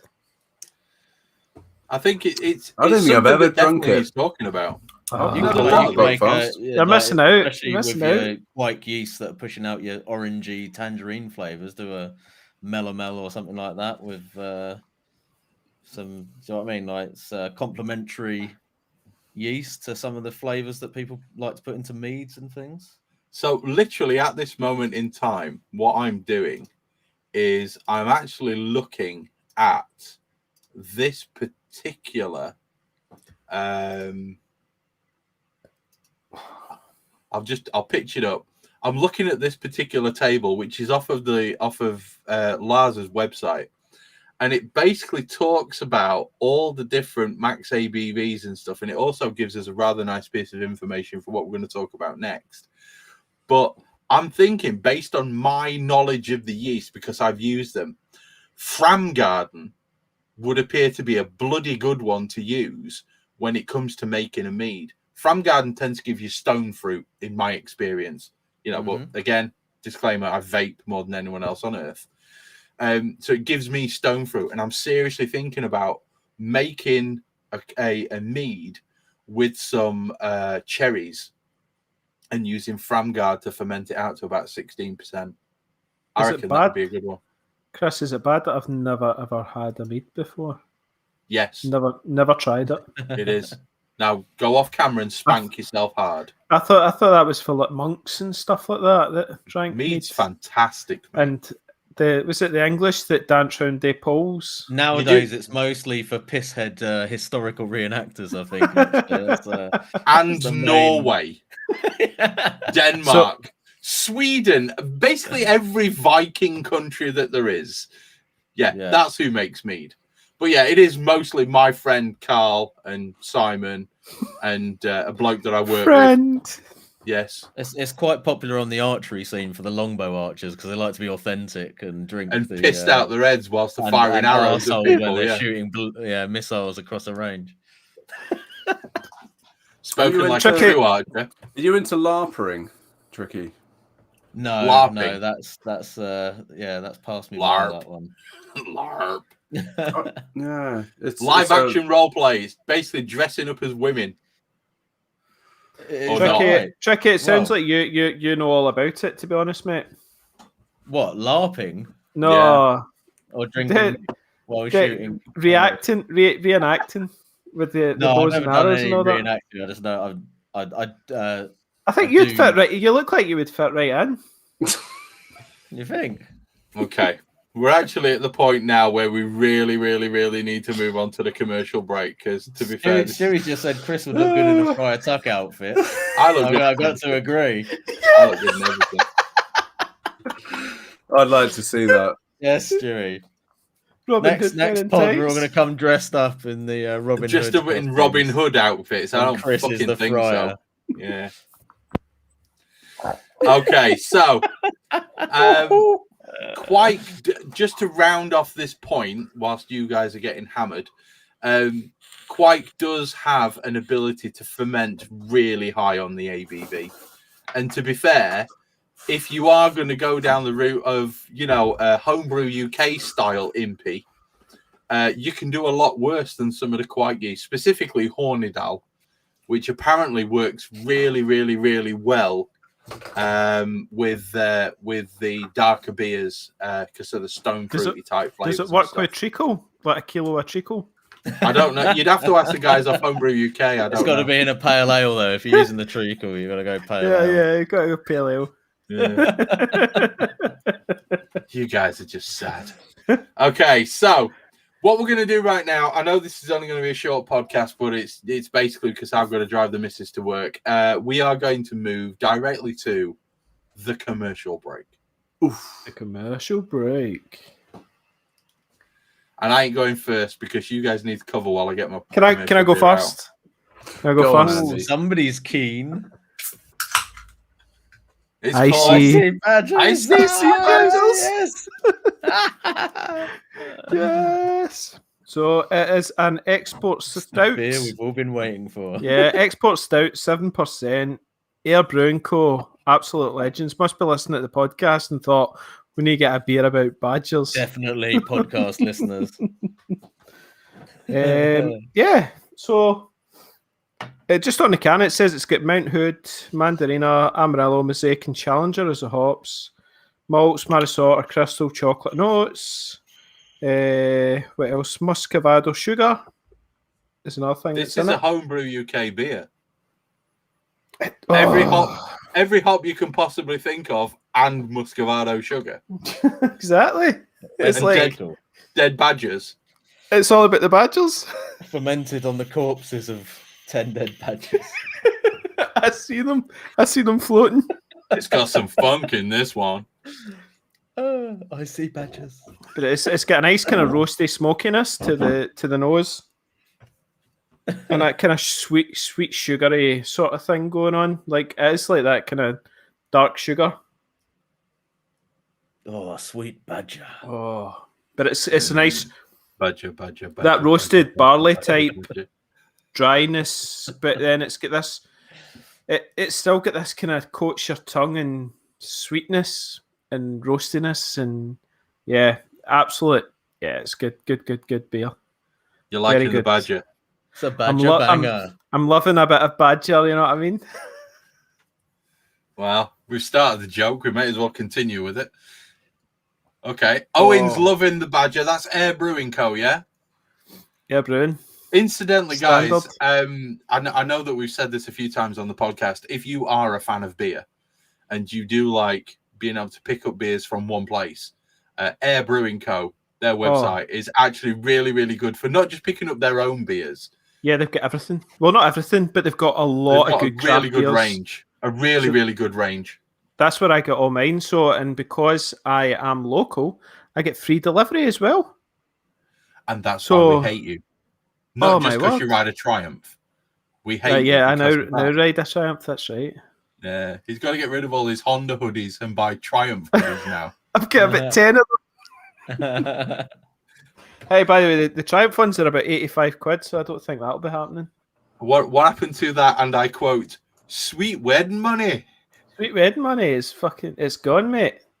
Andy, you want to try and find a guy that has sold a Triumph for a Honda? See if you can just swap hoodies. Oh, that's a great idea, Owen. Yeah. I can't believe he's taking that seriously. But it's okay. It's okay. What a plan. I had a Triumph previously about 10 years ago, so I've still got a couple of T-shirts, but they're a wee bit tight now. You know what I mean, lads? Hang on. Stop. Everybody stop everything. Big Banana's in the house. Oh, there he is. And he wants to know, where's your wank sock, Andy? Yeah, where is your wank sock? That's a good question. That's a very good question. To be fair, we've had 4 episodes of this fucking podcast without you putting the royal wank sock on. That window stop updating. I can't see fucking... Oh, no, hang on. I'm on the wrong one. I don't know what the wank sock's needed on. to click the live chat tab. Ah, fuck. We've lost the wank sock. Stevie B in the house. Welcome, Stevie. We were just talking about Buckfast, mate, so... Yeah, we were. So good. Unfortunately. So, who's going next? Is it me or Owen's got his in his glass? Off you go, Owen. Right, I've got quite a special beer. As I always do. I always turn up with a special beer. It's the commercial break. Can you get a quadrupler? You get a quad? I think this is the world's first hextuple IPA. The Quipper. No. Yeah, it's not. It's a mild 7.5% beer. A double mild. This is no, it's not an actual mild. I just meant in the broader sense of 7.5% being mild, Andy. Oh no, because I was watching the craft beer channel, and they were talking about the double mild or something like that. I was like, aye. Anyway, yeah, it's not really a mild if it's double strength. No, but it was like basically I was saying it tasted like a mild but just double. Yeah, that sounds like classic. So long.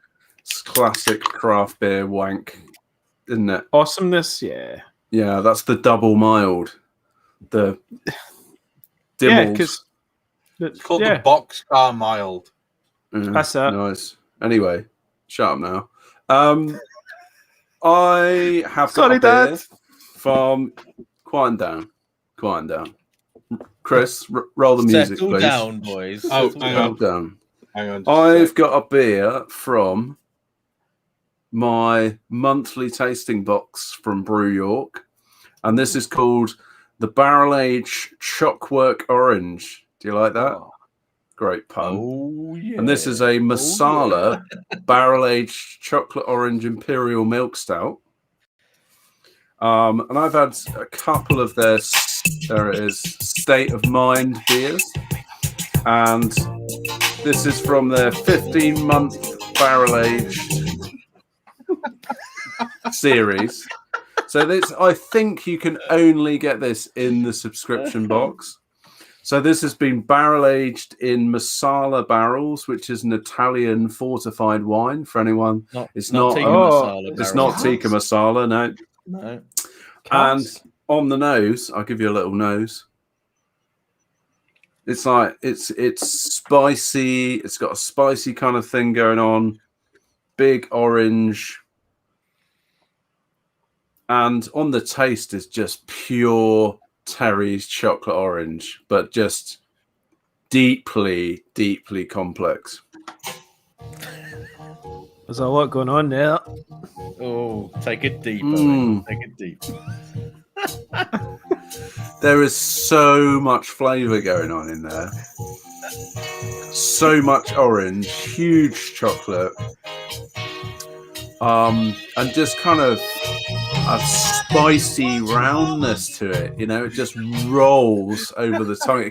It coats the entire mouth. That sounds amazing. Mate, it's an absolutely beautiful beer. I'm not being funny, Owen, but you know those naked women who do cookery? You need to just sit in front of a camera and do beer reviews. That's all you need to do. Oh, and do you think they used Voss? I don't know what they use. I mean, consult the can. Yeah, I don't think they give you that kind of information. There's vanilla, oranges, cacao nibs. I don't know what they would have used. But it's a banger. It is a real treat. Pure banger. I always save the real treats for the commercial break on a podcast. You know, the treat beers, the decadent treat beers.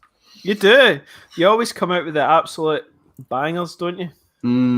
It's got to be done, isn't it? It's got to be. Anyway. Is that a good beer, Owen? Are you loving that one? I'm loving it. Special occasion.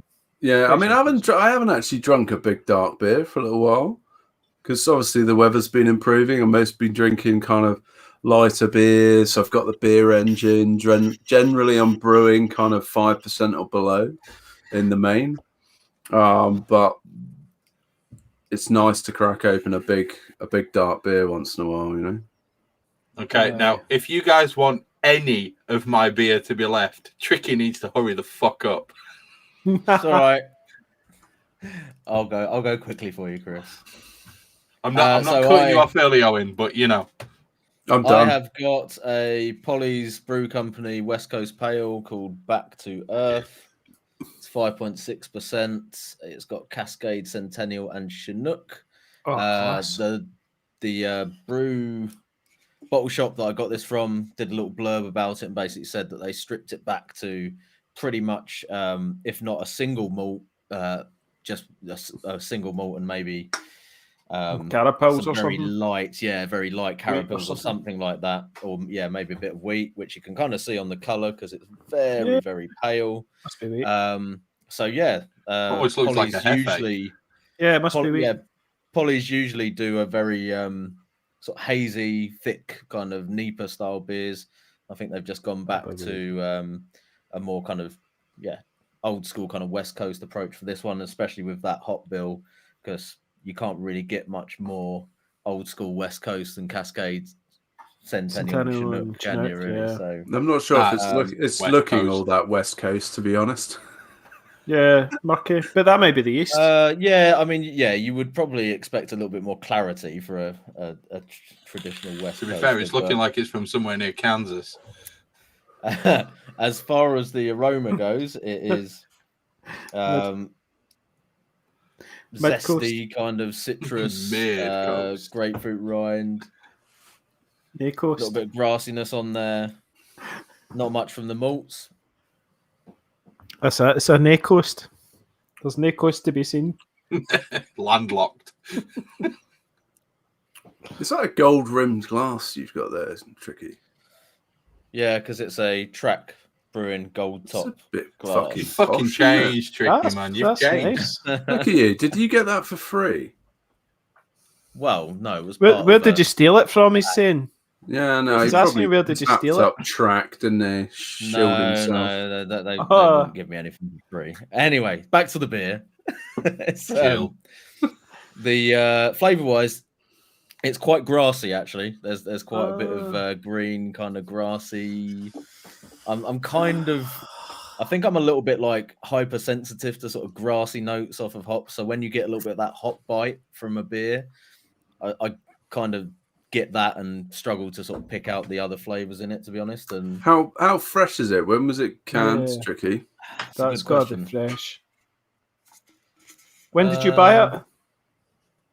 I got it delivered literally today. It says it was canned end of April. Oh, right. So yeah, it's not old. No, but it's had enough time. I do find with the really hoppy beers, particularly like the commercial Nipahs, they're actually a lot better if you leave them for like two or 3 weeks in the can. I find that's 6 weeks. Yeah, That's No, had no, 6 there- weeks. there That's is- okay. End Two of weeks. There is for that now is like 2 weeks. grapefruit and Oh, stuff sorry. in the background, but Consult your brewing calendar, you mug. I know. yeah, it's just a little bit green and grassy for me, to be honest. It's not. It needs I more think time. Holly's beers are great. This one is not one of their best that I've had. I'm surprised they released it if it was very grassy, but maybe that's what they wanted. Some people enjoy that sort of flavour profile. Like I said, for me, Yeah. I'm just like, I feel Horses like and donkeys and sheep. if there's any any hint of that, like, you know, green grassy sort of hot bite for me, it just sort of like overpowers everything else, and I struggle to get past it. I agree with you, Tricky. It gives a level of bitterness that makes a beer almost unpleasant, doesn't it? Yeah, Oh, I yeah, hate exactly. And I just can't get like Yeah. grass clippings out of my head when I'm drinking the beer. Either. I'm just sort of chewing on the lawnmower here, kind of thing. Do you know what I mean? It's just unbalanced, I guess, right? You're hoping for a real tropical treat, and you get more. I don't of a, like a very like subtle bit of that kind of green grassiness is sometimes a nice sort of flavor to have in the mix. But if it's kind of overpowering everything else, it can quite quickly become a bit unpleasant for me. So Now, does that not sort of leaning more over to that side for me rather than that's more common for us if we leave the dry hops on for too long? yeah. yeah. I think Or the that's, temperature, actually.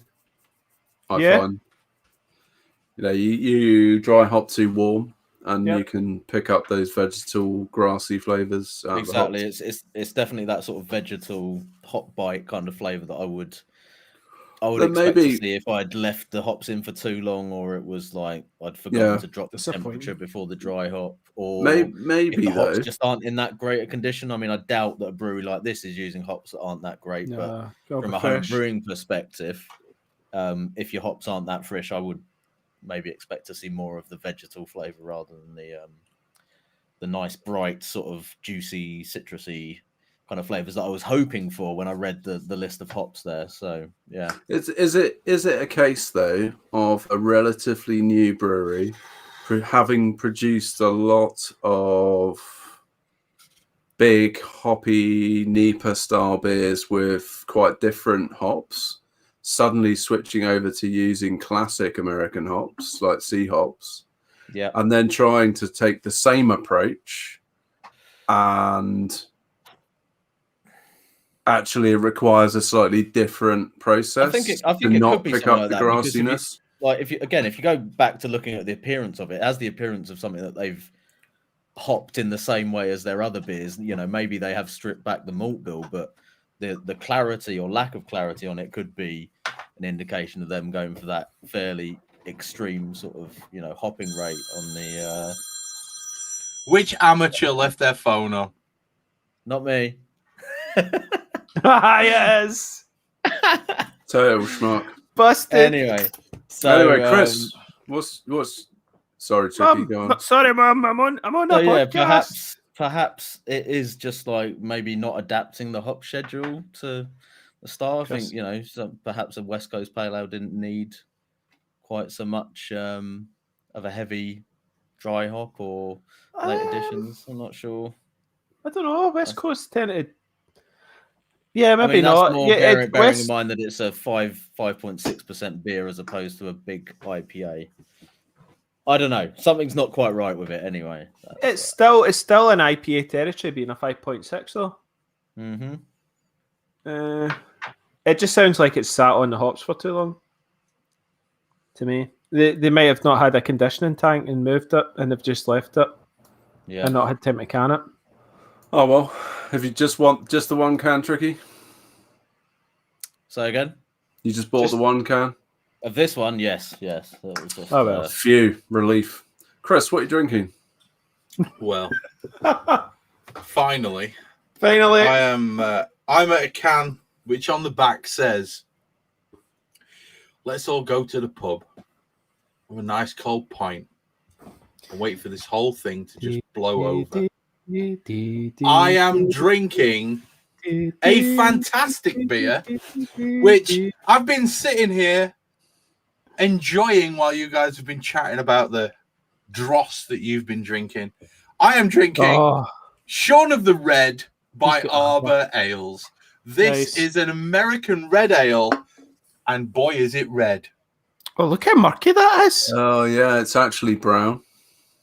Mate, it's not. It's just a lighting. That is red, trust me. This is just amazing. I mean, I'm getting just a ton of flavour. Yeah, there's a little bit of yeastiness, but that's because I shook the can up because I'm fucking hard. Daft. And to be fair, I really want to torture my kids when I've got them all day on my own tomorrow by stinking. Oh, some sulphurs? No, it's just... No, I mean some sulphurs tomorrow. Oh, yeah, exiting. Yeah, definitely. Yeah, they can have some... yeasty ones. Some eggy farts. We're all good. This is brilliant. I mean, what a beer. It's 5.1%. It's an American red. And the flavors that I'm getting off of it, I'm getting really, really nice fruity flavors. I'm getting smidge dank, just a touch of that kind of resiny, piney dankness. I don't know. This is just amazing. I mean, it's one of my more favored beers from Arbor.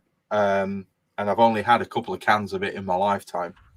I thought I'd save this one because, as Luke said, this was coming 568 milliliters for the motherfucking win. And it's just an amazing beer. Clean, dank, kind of got that little malty, almost sweetness, that kind of malty backbone. I really, really, really like this beer, I've got to say. I do really like this one. And to be fair, based on what we're all currently going through and the fact that all of the regulations are going to be getting changed come the 17th, on the 18th, boys, let's all just go to the pub, have a nice, quiet, cold pint, and wait for this whole thing to blow over.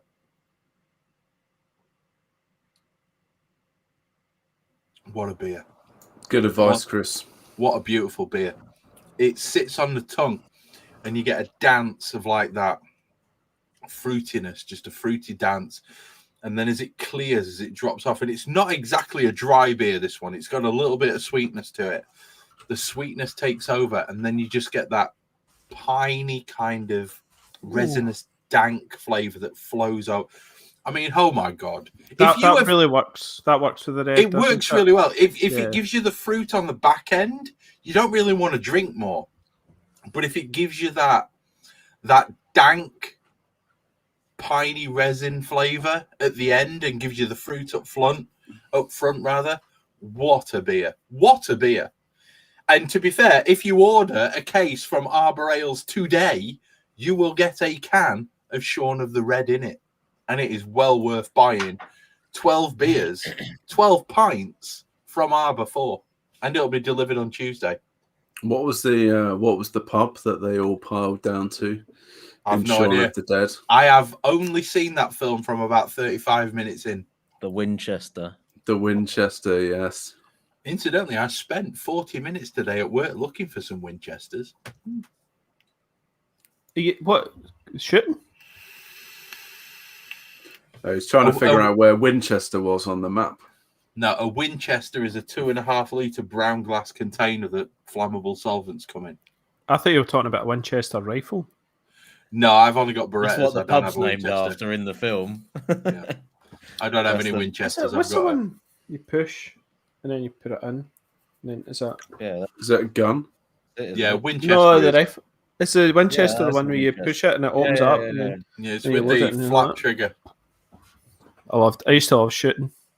Yeah, I love that beer.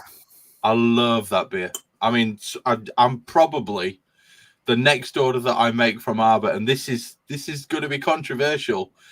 I think this beer has just stepped into the 3rd place in my favourite beers of all time. No way. Wow. Do you know what? But Arbor, come on. What? Which one? Ahead of Paulana. Okay.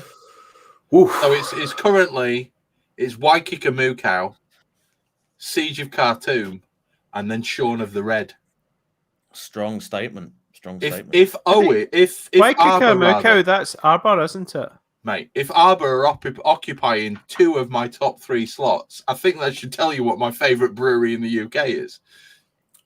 Is it not? Surely you've got a wild child beer. Yeah, so I was just thinking. Siege of Khartoum, second. Second. Right, okay. I'm with you. But like, fourth right the way down to 7th is Arbor beers. Is Wild Child beers. Not Opaque Reality, no. Opaque Reality is 4th. Yeah. It's got to be.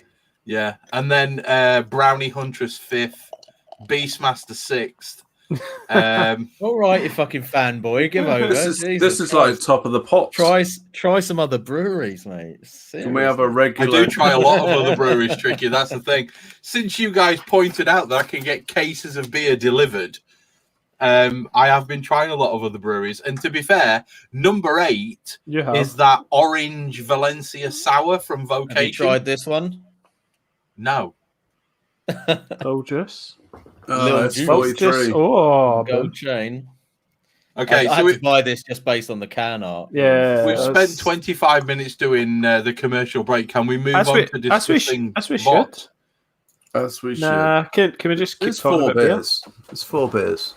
Anyway, we're going to talk about Kveik varieties, so different types of Kveik and their specific characteristics.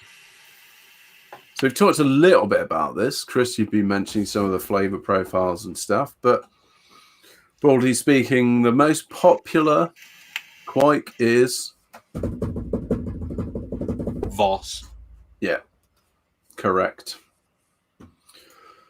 So interestingly, should we talk about varieties before we talk about the subjects below that, which would be? I don't think we should. I do believe the one immediately below it should go above varieties. Okay. I think we've kind of already touched on this a little bit in terms of like the individual farmhouses having their own kind of culture that has been developed over time and has got lots of other elements to it, and perhaps a few different actual yeast strains rather than one just primary yeast strain, maybe some bacteria involved in there as well, especially if you're using your yeast ring or whatever to capture the yeast after every go. So yeasty ring. Yeasty ring, what we see as the kind of commercial interpretation nowadays of Kveik yeast, which is the like the isolated strains from maybe one single Kveik sort of variety that's been captured from a particular place, does not really reflect the fairly vast and varied nature of what that yeast actually means when it comes to like true sort of Norwegian farmhouse brewing, because we might talk about Voss, but that might cover a region with hundreds or more variations on that sort of strain or collection of strains from individual farmhouses that have their own version of it. So yeah, I guess especially now that most of the time when people are buying Kveik, they're getting a sort of commercial yeast. They're getting an isolated strain, which is literally one yeast strain taken out of something that, I mean, I don't know how many strains potentially a traditional Kveik. Well, it's funny you should say that, Tricky, because I can actually look. Chris? I do. So Sigmund, which is Voss, is 3 strains. And then you've got Rivenes, which is 7. And then we go down to Hornedal, which is 8. Leerdal, which is 6. I'm probably mutilating the pronunciation of these, so please forgive me if you're from Denmark or Norway. Sorry, J-Fork. Yeah, sorry, mate. We should have had J-Fork on to do the pronunciations. Yeah. They've got that weird A and E together, which I had no idea how pronounced. You can't. You literally cannot pronounce it. Being you have to be Danish. Our country. Well, all I know is that there's a word Beskober, which has got that weird A and E in it in Danish, which is it's not a nice word. J-Fork must be working tonight. He probably. I mean, also, I'd just like to point out, J-Fork. I know you're going to listen to this podcast, mate. Your yeasts have arrived, so I'm going to be growing those up pretty soon. Thank you. Yours will be in the post Tuesday. I've got a really busy day on Monday, but Tuesday I'm going to send your stuff to you in the post. What's it like? Fuck's sake. I've just been busy. I've been busy. Yeah. I've had like 4 fucking experiments running in 6 different labs, 3 different subjects. It's been a nightmare of a week. Tomodgadon, which is 10 different strains. But the other thing which really, really, really interests me about this thing is you have bottom and top fermenters. So Voss is a bottom fermenter. Oh, sorry, it's a bottom harvest. And then you've got Hornidal, which is a top harvest. You've got Granvin, which is a bottom harvest. And you've got Ebergarden and Framgarden, which is a top harvest. And then you've got ones like Eitreim and Arsit, which are you can ferment, you can crop them from either. So this is something that you don't really get with like SO4 and Chico and I don't know, fucking whatever else it is. You can crop these from the top or the bottom, so you can take the slurry or you can skim the Krausen.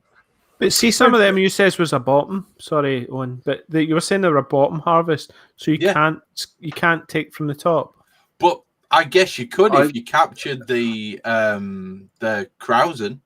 I'm guessing that what is reflected there is probably a reflection of how the farmhouse that they got that yeast from tends to collect it. Right, okay. So it will be where do they put their yeast ring? If they got a chronicle, do they run it? Have they got a chronicle, or if they've got the the pressure fermenter that you guys use? No, I think most of them have got the new F200 from Brutals, so they're I'm not being funny. If you're a Norwegian farmhouse, you're not spending 1,200 quid on a crappy little fermenter. You're right. Why would they bother? They're going to be using open top fermenters, aren't they? Because that's what they all use. They do big wooden things. It's like this Chris, to me is the wonderful part of this yeast. Can you talk? So the thing that is really, really worth, if you're interested in exploring Kveik, is go check out Lars Garschol's blog, and then check out his farmhouse yeast registry, which is where that's basically what Chris is like reading up on. I think Tricky's talked a bit about the fact that effectively these farmhouse yeasts are made up of multiple different strains, and what we know now of Kveik in 2021 and probably the last couple of years, it's boomed onto the homebrew scene, but largely because of the larger yeast producers isolating particular strains out of those yeasts, and probably the most predominant one, or certainly isolating certain strains and then testing them to find which one is most appropriate to a commercial sense.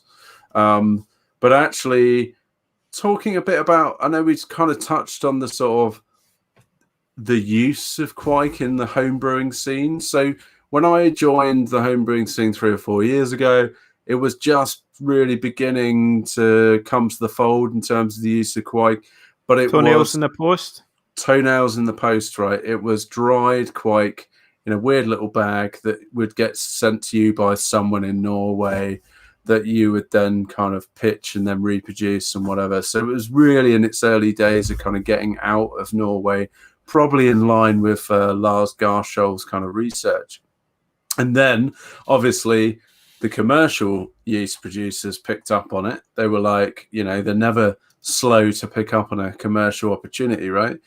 And then all of a sudden they start isolating these opportunities and actually, whether rightly or wrongly, people in homebrew now probably go more quickly to the commercial versions than they do the farmhouse versions. And I think in reality what's ended up happening is it's lost its luster. Yeah, and I think actually the Norwegian farmhouse brewers have been somewhat robbed of their heritage in so much as now commercial yeast producers have come along, taken it, and just gone, great, we're going to make some bucks out of this. Thanks very much. I'm not sure that the Norwegian farmhouse producers give that much of a shit, because they probably don't. They're fantastic beers. They probably don't care, but they could have captured a market in a way, but obviously the commercial yeast growers have. So I just want to eulogize for a minute, because I would absolutely. I mean, I love the Scandinavian culture. I love Scandinavian food. I love the way that the Scandinavians do a lot of things. I especially love Scandinavian driving tests, because they get to drive on snow and drift shit and learn the Scandinavian flick. I love the whole Scandinavia. I don't love the cost of living in Scandinavia, but I do love the Scandinavian culture. And I would love to do a brewery tour around some of these farmhouse breweries. I would love to go to Norway and just drive around in a fucking Saab, just to be authentic, and go around, or a Volvo, and drive to these breweries and just see what it is that they do and how they do it. Because a lot of them don't even use hops. A lot of them are still using nettles and herbs and all the other things, and pine cones and pine needles, and, you know, all of these things that they put in beer. I would love to go and just see what it is that they do and how they do it, and basically steal as many of the yeast rings as I can. And I would love to do that, just to get these different blends, these wonderful blends, and the bacteria that come with them, and be able to put them into a beer and get an authentic flavor. Okay, when I cook food, if I'm cooking Italian food, you better fucking believe I am not using ingredients from Aldi. I'm using authentic Italian ingredients from fucking delis in the middle of Leeds, or delis in the middle of Wakefield. I have various places that I can buy these things. I don't want to reproduce, you know, Imperial Yeast's version of Voss, which is a single isolate. I want all of these different I want all of these different blends. I want to know what Voss tastes like when it comes out of Sigmund Voss's fucking fermenter. I want to know what Hornedal tastes like. I want to know what all these different strains, what these blends, these wonderful, gorgeous blends of yeast, and what they produce. And as much as, yes, I appreciate the fact that I can make an order with the malt miller, and 2 days later I've got 200 billion cells of some isolate for a Kveik strain sitting in my fridge. It's not the same, is it? It's not the same. And when you've tasted proper Italian garlic bread or proper Italian pizza, going to Pizza Hut just loses its fucking appeal. And I've got a feeling that that is what would happen. You know, I don't know if you're romanticizing the whole. I don't think I am. I don't think I am. And I'll tell you why I don't think I am. Because if you've never had buffalo mozzarella produced from a farm in northern Italy, just outside Modena, when you've been for a fucking tour of the Ferrari factory, and you've had that genuine, proper, authentic Italian mozzarella, and you buy the shit that they shovel out from fucking Sainsbury's, and you realize that not only is it not the same fucking cheese, it is a different variety of fucking food. Okay? That's what's going to happen if I was to try making a beer with an authentic blend of Sigmund Voss's yeast. But are we not bastardizing the whole thing of using Voss or any Kveik in our beers, because that is not the traditional farmhouse style of what the beers they make? So I think the reality is that you have to do what you can do. And for us to get the genuine isolate, the genuine blend, as opposed to the isolate, you are going to get a more authentic experience. I agree with you, Chris, but I think you're underrating Pizza Hut. I think on a serious note, I think the hard part is actually getting your hands on some legitimate, Sigmund Kveik, right? I think there's a lot of people that will get hold of it, then they'll use it, and they'll use and abuse it, and then they'll try and sell it off. And so I think it's kind of, I'd like to experiment with proper farmhouse. I need a Volvo, you know. But equally, it's there's probably an element of where there are a lot of different strains going on. There's probably some bacteria that is noted in some of them. So you have to be, I think, if you're going to use those farmhouse strains, is you need to be aware that your equipment may well be infected with bacteria that you might not otherwise be aware of, that you might need separate equipment. I don't know. Or you could just add some VWP and everything will be fine. I just think that it would be really nice to produce a genuine Norwegian farmhouse yeast and give it a go. I've got no issues with chlorine in everything to death afterwards. Has anyone had any of the sort of what you think was a more farmhouse blend of Kveik as opposed to the commercial? I don't know, motherfuckers, but I've got 5 packets of that shit from Denmark in my fucking kitchen. So I'm going to be trying them. No, I haven't. Imperial. It was just Imperial. I've had the first time I used Kveik was, like you said before, that the sort of toenail clippings in a bag from somebody who basically reused it and harvested it and dried it out themselves. And I believe it came from originally an actual source, sort of, in Norway or whatever. So I don't know. Who did you get it from? That was from John Anderson originally. He was like one of the early purveyors of the Kveik yeast on the sort of brew tube. The Facebook group, but also just amongst the kind of brew tubers and stuff. And that was Framgarden. Holy shit, J Fox in the house. I think J Fox in the house. There it is. I think hasn't John actually sort of blended his now? Like he's taken Framgarden and I think Ebergarden or Tomagarden, those two. Quite possibly, He's co-pitched it to create like a new version. Yeah, because I think he was not that happy with how his Framgarden had sort of evolved over time. I think it became quite sort of cidery for him or something like that. So I think he may have adapted it by, adding in that additional strain or something. I might be talking complete nonsense here, but that's what I think I remember like seeing something on John Anderson's YouTube, or I was chatting to John. And he was talking about that, and that's Abbey Homebrew, by the way, just in case anyone wants to check out. Abbey Homebrew. John's a real legend, a lovely guy. And I Bruce on call him Paul. What was that? That was in the live brew day, and you were like, "Who are you?" I was like, "Yes." I'll be honest, I'm shit with names. You should be grateful. I'm still John's remembering your OG. He is OG. But he knows his stuff, and he brews a lot, and he knows his stuff, and he uses Kveik a lot. I know, and I think he has created his own kind of Kveik blend. In fact, I might even try and tap him up for some.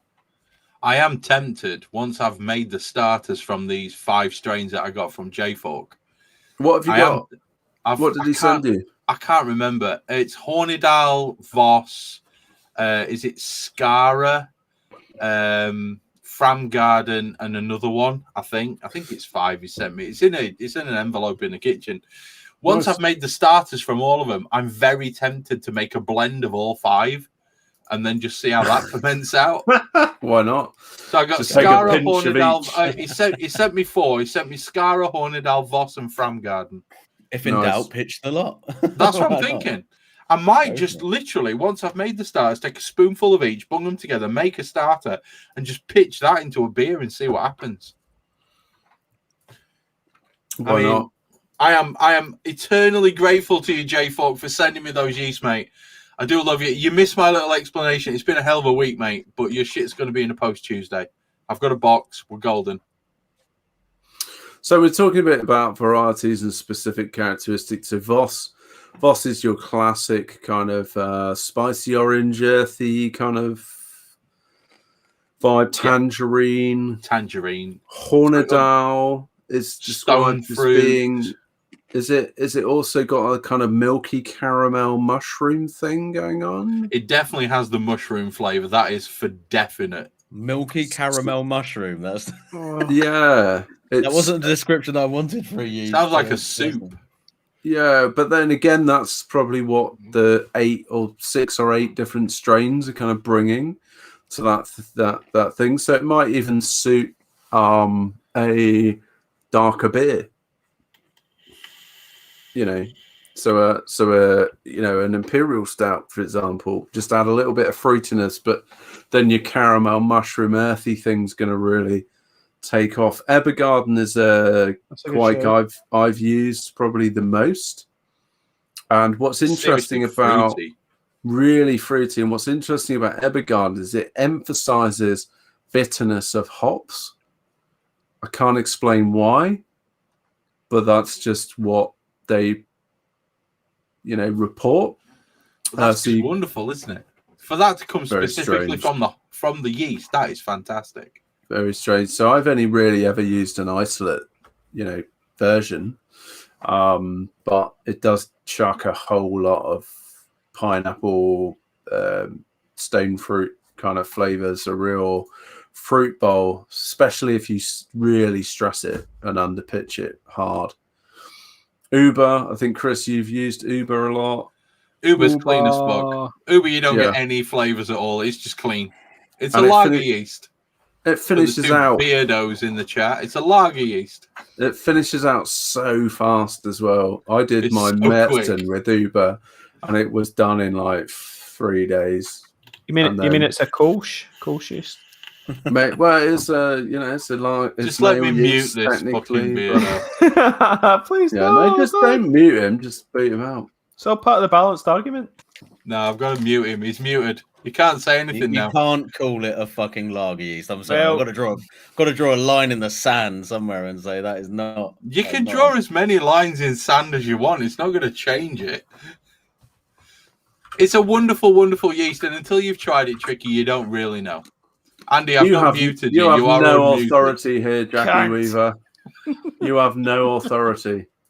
It's one of those things, and to be fair, the wonderful world of Kveik, there is not a single style of beer that you can make as a home brewer that will not be produced by a strain or a blend of Kveik. You can't. There is just nothing. Aside from the fact that you've got Uber. Yes. You've got Uber.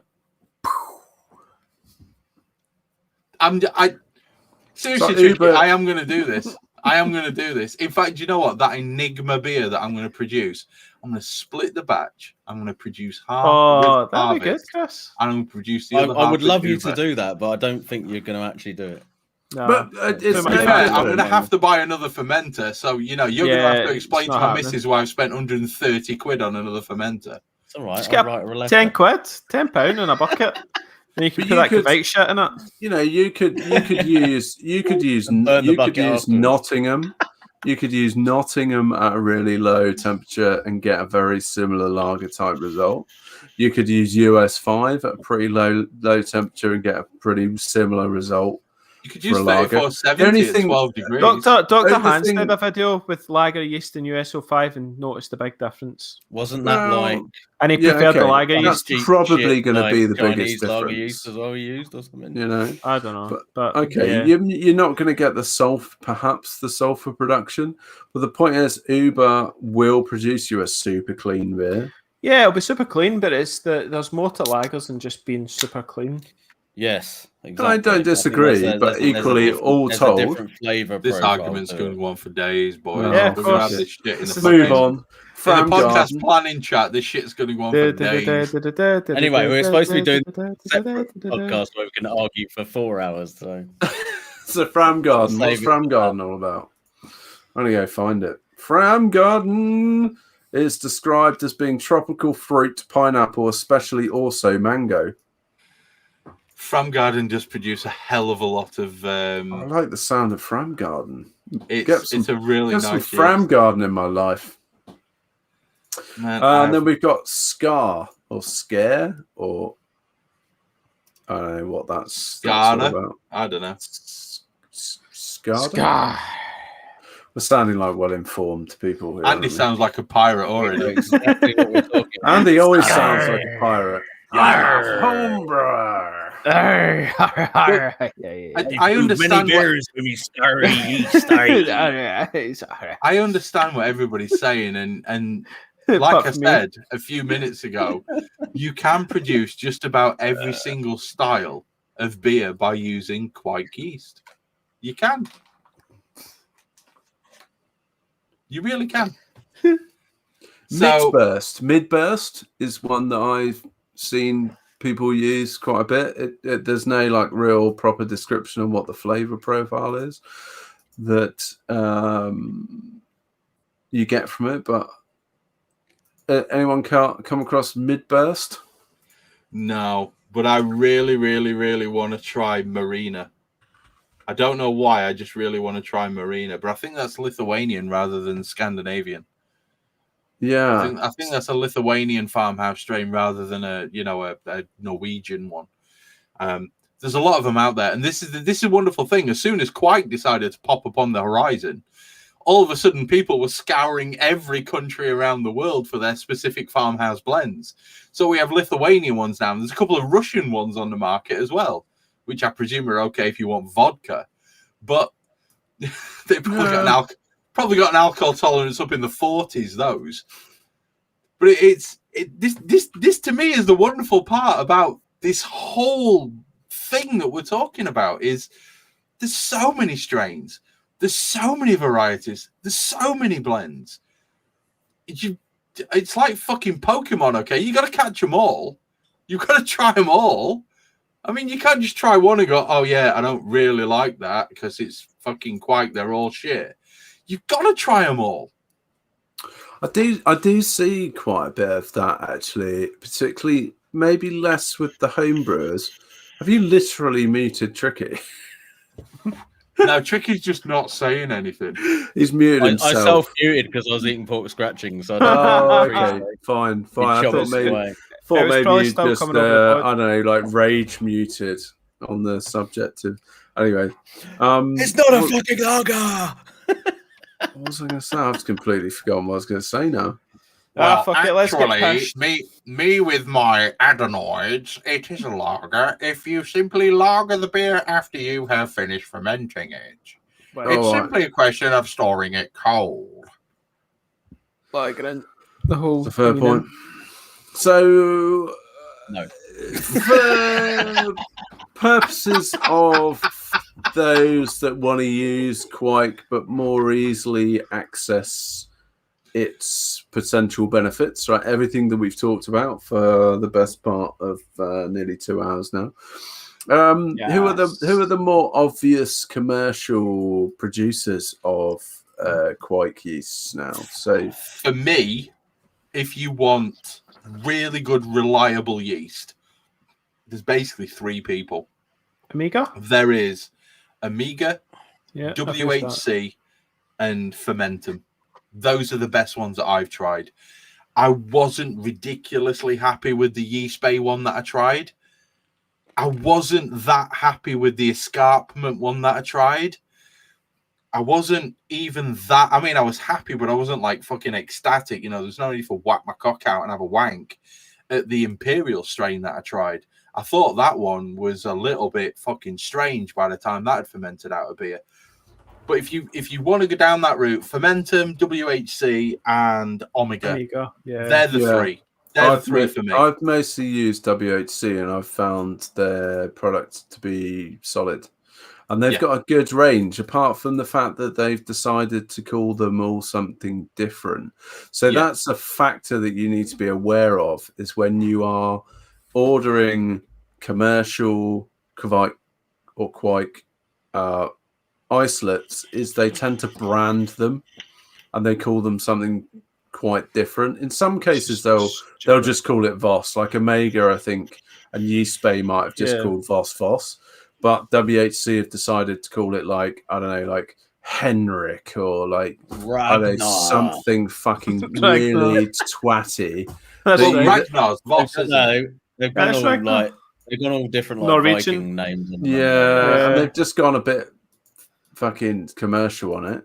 Fermentum Mobile, I've probably called it something really odd because the other problem with that is it's like if they are taking these strains from the regions that they're saying, but they're getting them from different sources, one person's Voss might be quite different to another person. So I guess coming back to what we were saying before about the like variation in the farmhouse thing, unless they've all literally sourced it from the same place, there's probably going to be quite a big difference between one isolate and Voss versus another, because they might even have picked a different strain out of the right. Do you know what I mean? Which is another thing. So just like it's difficult enough just trying to figure out who's selling Voss as what, but also one man's Voss isn't all Vosses are not necessarily the same. Do you know what I mean? It's not all Vosses are equal. This is the thing. If you get it from one farmhouse and then get it from another farmhouse half a mile away, a bit different. The blend's going to be utterly different, isn't it? Because it's going to have been left out on that ring. Different things are going to have settled on it. Different yeast are going to have propagated. They might have shared that yeast like 100 years ago, and they've had that amount of time to sort of become disparate since. Do you know what I mean? So that's like the difference between Greece and Turkey. Okay, they're basically next to each other, but they ain't the fucking same. It's between 5 and 6 fingers on your hand. Do you know what I mean? It could be. That's King's Lynn. That's King's Lynn. Web toes and fucking 6 fingers. It's the webbing. That's King's Lynn. That. I remember what I was saying. I was going to talk about before I started ranting about Tricky self-muting. I was going to say probably less in the homebrewing circle, but certainly what I have seen in the craft brew circles is people buying a commercial beer made with Kveik and going, nah, Kveik beer, not for me. Not for me. I didn't fancy that. That was, it wasn't quite right, you know. And it's almost just like, I don't know, writing off curry after you've just had like a fucking sander and go, nah, curry, not for me. That's exactly what it is. Some people do that. The only thing that you can liken Kveik to is the different shops on Brick Lane in London. Okay, because you can have chicken tikka masala in one and then have chicken tikka masala in the next and get 2 utterly different curries. Yeah, that's what Kveik is. That's a really good way of describing it, Owen. And virtual fist bump to you, brother. Okay, bang on. Yeah, man. It is the curry analogy. Things. Yeah, the curry analogy works in this situation. It really does. And I think if you are going to go down the route of buying an isolate from a manufacturer, J Fox just pointed out he's tried yeast from Lalmand, Fermentum, Imperial, and he's tried the farmhouse, and everything's different. Okay, everything's different. So where you get that yeast from, how many generations you are from the true farmhouse, whether it's a blend or an isolate, that is utterly going to change that yeast. Tricky was talking about a beer that he got in a mini keg, and he cultivated the yeast, and I can't remember which one it was. And he said after 2 generations, it became this attenuative beast, and it totally changed it. That was the Adnams yeast, because Adnams use a blend of yeast apparently, and when they first started doing the mini kegs of Ghost Ship, which are now sort of much more widely available, they actually just kegged it with the house strain in the keg. So a lot of homebrewers were sort of on that, like, oh, we'll we can grow up the sort of Adnams house yeast off of this, which you could, but it only lasted for like 1 or 2 generations off of that, and then because there was a blend and one of them was more attenuative, it just became more dominant like the attenuative strain, and then it just turned into like super dry, not that pleasant sort of yeast. Do you reckon they were adding like a sort of priming yeast or something? Or no, this was definitely a as far as I'm aware, this was definitely like the actual house yeast that was just going straight into the mini kegs. They were just basically filling the mini keg straight off of the sort of fermenter or whatever and priming them. So, and they were sold as live mini kegs. But you could tell that there was something going on there because it changed so quickly between generations, like more so than when you reuse yeast and it tends to change gradually over time. This was like rapid, like between the first and the second generation it was different, and then by the third generation it was clearly but that's mad to think that yeast blend that had taken over. Sorry, that's mad. That is mad to think that a brewery, in the hunt for perfection, has gone down this route where they have to blend two yeasts together to get the product that they want. Is, Andy? No, I know, but it's just, see, as a home brewer, that's mad because we do not. Well, generally, I don't, and I don't think any of you do. It's not something that is like going to blend yeasts, but it is. Yeast brings so much flavour. Hear of people doing that. Yeast can bring so much flavour to. I'm going to blend 5 strains of Kveik and call it the dog's bollocks. So, yeah, all that stuff. That is basically a blend. Exactly. But I think when we're talking about like these sort of farmhouse blends, that's a little bit more of an organic process in terms of. Tricky. Next video, mate. Yeast blending. Yeah, I think that's what it comes down to. That's a good shout. Yeah, it's the next stage of homebrew evolution.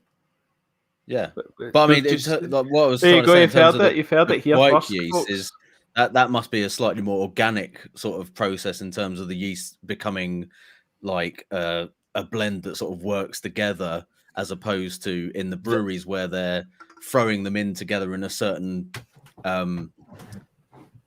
sort of blend or level, where if you then carry on trying to reuse it, they're going to naturally fight against each other. I guess maybe with Kveik, it's a more, I don't know if I'm talking shit here, Chris, but if it's a sort of blend that's kind of occurred naturally over time, it's maybe a bit more stable versus where you're literally just taking 2 strains and mixing them together at the point of pitching, which is what they would do in a commercial sense. I think you would end up with a point where the blend would naturally reach an equilibrium. That was the word I was searching for. Once it reaches that equilibrium, I think at that point you've got your blend characteristics, and it will become, I mean, don't get me wrong, certain brews will have more that'll be prominent and another brew would have a different one that would be prominent. But the reality is, because of the blend, the nature of blending organisms, once they reach a natural bio equilibrium, I think at that point you're going to get the true flavor, the true characteristics, and the true profile of that particular blend. I think that's, I'm agreeing with you, Tricky, in a slightly more wordy way. Definitely agreeing with you, because that is what I would expect. That's what I would expect. Now we move on to the really interesting part, which is harvesting, drying, and storage. Now, Tricky, I realize that you're mid-mouthful, but why don't you tell us about your experience of drying out Kveik? It didn't go that well. I put it. I think the issue that I had was I used some sort of like waxed sort of baking parchment for it, and I think possibly whatever the coating was on that paper might have killed the yeast. And I think I'm pretty much the only person that's managed to kill Kveik through the drying process, because from what I understand of everyone else's experience, it's pretty much foolproof. So I guess I proved that theory wrong anyway, in the sense that I managed to kill it through the drying process, whatever I did.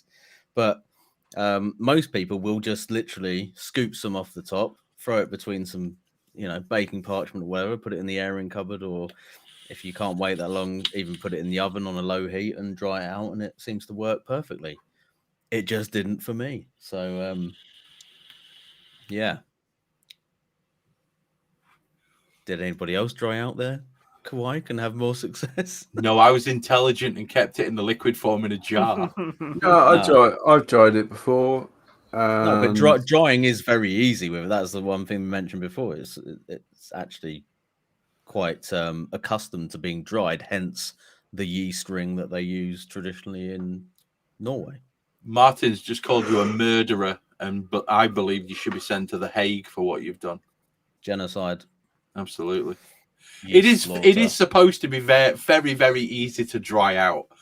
I think it's just a temperature thing, maybe a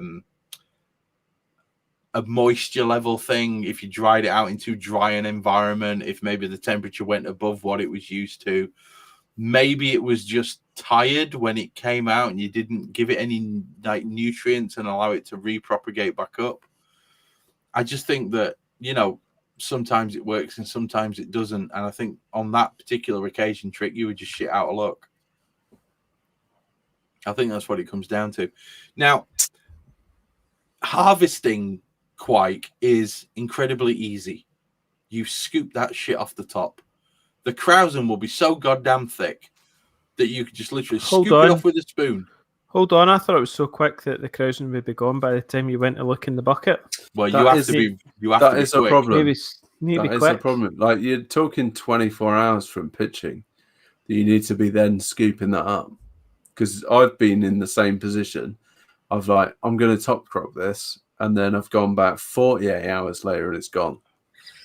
48 hours, it started fermenting your fermenter. You got to be quick with this shit. That is a problem. It is, but you just got to pitch at the right time of day. 7 P's to success, Andy. I think prior preparation and planning prevents a piss poor performance. Chris, I think your solution to it would be, well, you shouldn't be top cropping or harvesting from the bottom. What you should be doing is taking, when you built your starter or whatever, then taking from that and then using that to build it so that you're not taking actually from the fermenter itself. That's what you would do, isn't it? That is one way to do it. If you want to dry it out, however, you do need that purer sample that comes from the krausen. Yeah. Okay. But from what we've talked about with some of them, which are bottom crop and top crop, are you going to get a different blend depending on whether or not you top crop or bottom crop? And when you top crop or bottom crop? Because it's a blend, yeah. But if you've got the ability to take the shrub off the bottom, some will be more flocculent than others, Chris. So exactly. It will be different. Exactly. So are you going to get a true blend if you top crop from a blend? No. So you're better bottom. Because if you let everything settle first, exactly. Once everything's settled, then take your crop, then you'll get a true blend. Otherwise, if you're top cropping, then the stuff that's super flocculent won't be there. Johan, the Dutchman, has just said, we buy like so much money a year on proper craft beer. Why waste time on keeping yeast in jars? Clearly, mate, you're either making too much money or you're not Yorkshire enough. Okay? We're tight in Yorkshire and we keep yeast in jars so we don't have to buy new yeast. Right? That's the difference. Tight as fuck. Deep pockets, short arms. So, plus, if you can get, like we just literally talked about, and Andy, I agree with you completely, wait till it's finished and take a scoop of the trub. It would enable you to get a more authentic blend. Now, storing it is dead easy, okay? You stick it in a sterile jar and you put it in your fridge. Or you dry it out and you put those toenails in an envelope or a packet or a plastic bag or whatever you want. Unless you're tricky and then you've committed genocide. But Vegemite jars. I'm not storing anything in a Vegemite jar, J-Folk. Harvesting it's dead easy. Take it from the top. Drying it out apparently is dead easy. Not for tricky. And to be fair, I'm bagging on tricky here, but there's a lot of people who I know have come up short on their drying out of Kveik. And yeah, it stores pretty well in jars and it stores pretty well for quite a long time. I've got vials of Voss that I made in July of last year, so almost 12 months ago. And I know full well that if I pitch those vials, it's going to kick off like you wouldn't believe, and it will still ferment out. Would you direct pitch those vials? Yes. And expect it to go okay? I wouldn't expect it to. I know it would because I've done it. Okay. What sort of volume are we talking about in the vial in terms of yeast? Well, I'll show you. Which obviously isn't. It obviously isn't the best thing for. Here we go. This is Hornidal from December 2019. And it's under beer, and there's about a teaspoon in each vial. And I know full well if I pitch that, it'll be perfectly fine. No way. There's no issues with that at all. That will take off like a rocket. No way. Pitching that straight into a beer. I'm more than confident. Yes, I'm more than confident. I know that'll be fine because I did a beer 2 brews ago, which I used Hornidal. Same day, kicked off like nobody's business. I mean, that's probably one of the, for me, if there was going to be a biggest advantage to Kveik, would be the ability to do that with it. Yeah, that. 2 years old. Anything, you're not doing anything other than harvesting literally just beer and true in a little vial. That came from a starter. That didn't come from a brew. That came from a starter. Okay, but it's the same thing. Either way, just in terms of longevity, you would never be able to do that with a normal ale yeast. And the other thing is, no, absolutely not. If you are in any way concerned, and I will, I understand people are going to be, well, if I pitch that and it doesn't work, I've wasted a batch of beer. Pitch 2. Make a vitality starter the day before. Pitch it into some DME. Let it spin up for 24 hours. It's fucking Kveik. In 24 hours, it's going to be fermenting your kitchen. Okay? Just let it go. Let it do its thing. Pitch, the entirety of that starter and away you go. Just, yeast health is everything. But yeast volume, the amount of yeast, the cell count is not everything when it comes to Kveik. I mean, making sure it's low enough is important, but at the same time, I've pitched those Hornidal vials a few times and had no issues. That's the slight sort of irony with Kveik, because you end up worrying about whether you pitched too much rather than with most other yeast, you're worrying whether you pitched one, isn't it? enough. Yeah, you're like, oh God, I think I over pitched my Kveik. Well, did I not? So the Elvis juice I did, I told you boys that I just chucked in the whole jar of slurry, and you were like, Andy, your fermenter's going to blow up. Yeah, did it go off like a rocket? It didn't quite. No, it didn't quite, but it took off. Like it was fine, sort of thing. You remember those foam parties, like when we were younger in the 90s? I sort of had images of that being your garage. The noughties? In the noughties, whenever, I definitely remember my uni days going to foam parties. Yeah, it's just like you walk into the garage, it's just, waist high and Krausen. That's a Verdant strain, mate. True enough. So we've covered harvesting, drying, and storage reasonably well there, I think. So I think the last thing we've got to talk a bit about is just the styles of beer. The styles of beer and our experiences of actually using Kveik. So what have you guys made successfully? West Coast. Not much, to be honest. So Voss, I find the Voss suits. Yeah, Voss tends to suit West Coast. IPAs gives that lovely tangerine thing that really, really supports that kind of beer, I find. That's what I've used anyway. Yeah, I can imagine Voss being pretty decent for a dark beer, a dark style of beer as well. Yeah. Like I've used like your commercial tonight one.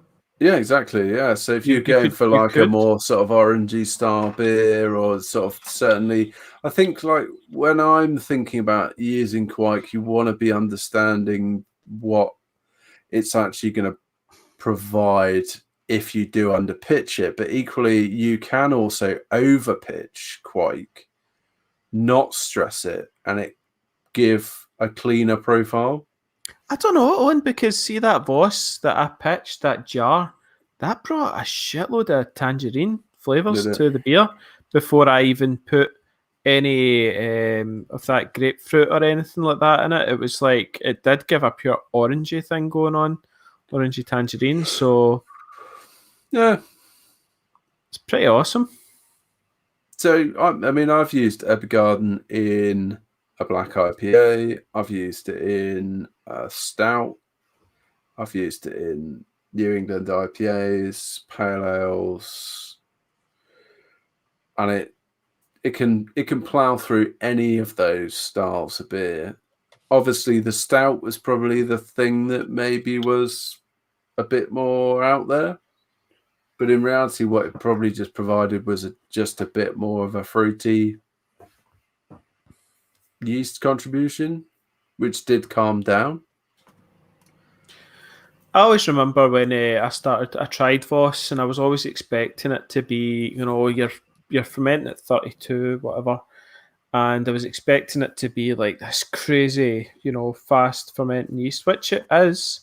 But I'd also been off the back of using, was it the Amiga Dipper, which is Conan, and that also was an absolute beast, and it fermented at the same rate, I found, but it fermented at 19, 20 degrees. It was doing the same as what Voss was doing at 32. But the cool thing with Voss is it's about the flavour it brings to the party. I found. So it's like, what do you want? There is other yeast. It doesn't have to be Kveik to get that super crazy fast ferment as well, because a lot of these New England type yeasts can also do the same. I think it's one of those things like when you're going to use Kveik, you need to be giving some proper thought to what it's going to bring to the beer and how it will play out in the beer,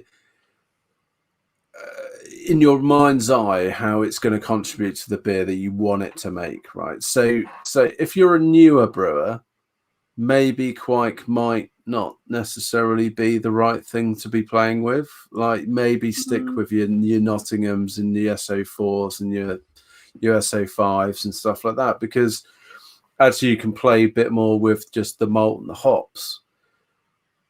In reality, Kveik's probably like one of those things that maybe like when you start exploring a bit more around how yeast contributes to a beer style and how it all starts to play together. Otherwise, there is a risk that if you just start lobbing Kveik to any recipe, that you're going to end up with some quite muddled results. And Kveik might actually be the ultimate newcomer's yeast, because they can use, like you guys say, the ube to do the super clean lager style, maybe Kolsch type beers where it's super clean type lagers, and then they don't need to worry about fermentation temperatures, because you know what it's like when it's like it goes under the cupboard and it goes in your bloody plastic bucket thing.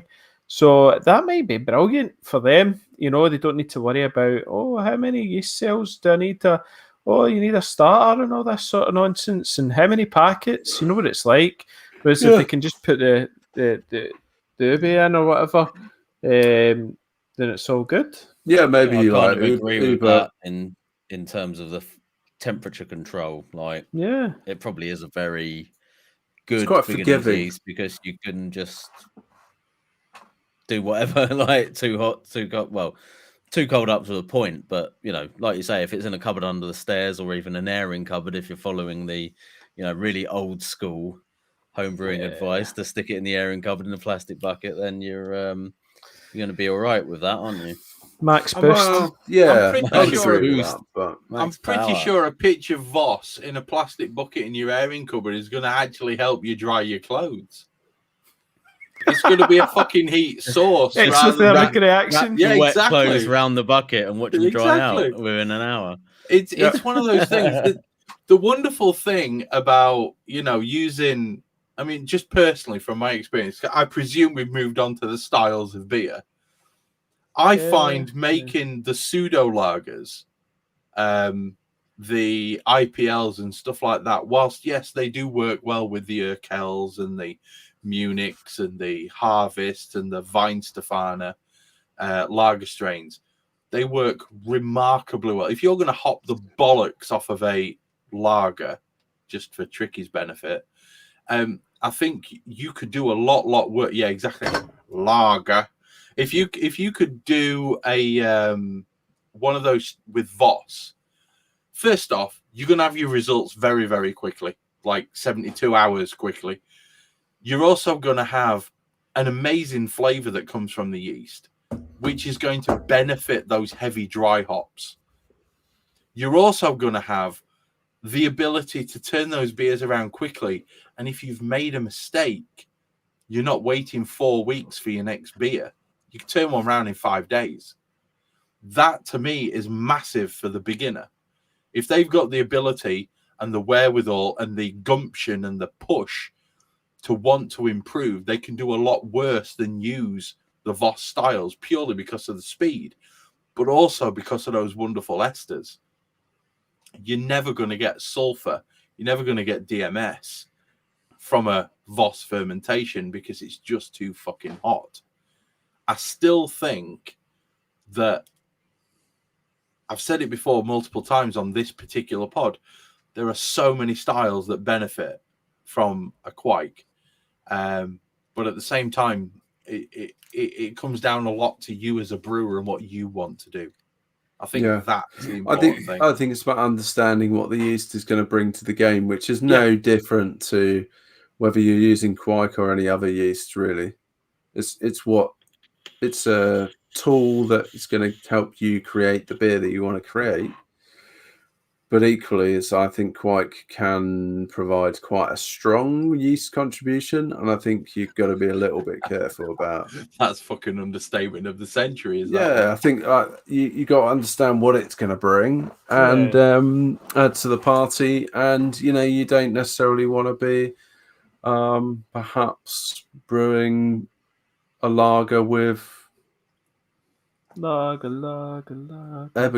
or something, or Hornedal or something. It's not. I'm not saying that's not possible, but don't launch into the deep end with Kveik. You got to know what it's going to bring. Experiment by all means, but like everything in life, do your reading before you go in. Yeah, do your own research. DYOR. Don't play with your tools too much. They might fall off. Exactly. Make you go blind and shit. But I think make you go blind and shit. Yeah. I think if there's too much yeast in any beer, it can make you shit. That is true, and it can make you blind. I think. Well, okay. I'll just leave but that. But not Kveik. I think the important thing to remember here is, out of the four of us, there's two of us that have quite a lot of experience of Kveik, and the ones with beards don't have quite so much, which is why they're so hesitant. And I think that I know. I do. I've got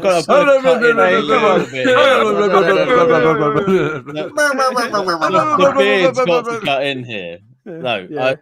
I've tried it out, and to be honest, I just didn't really like it that much. That's that's my thing, right? Like, it's personal I'll go for a classic Chris quote here. It was my boat, so I paddled it.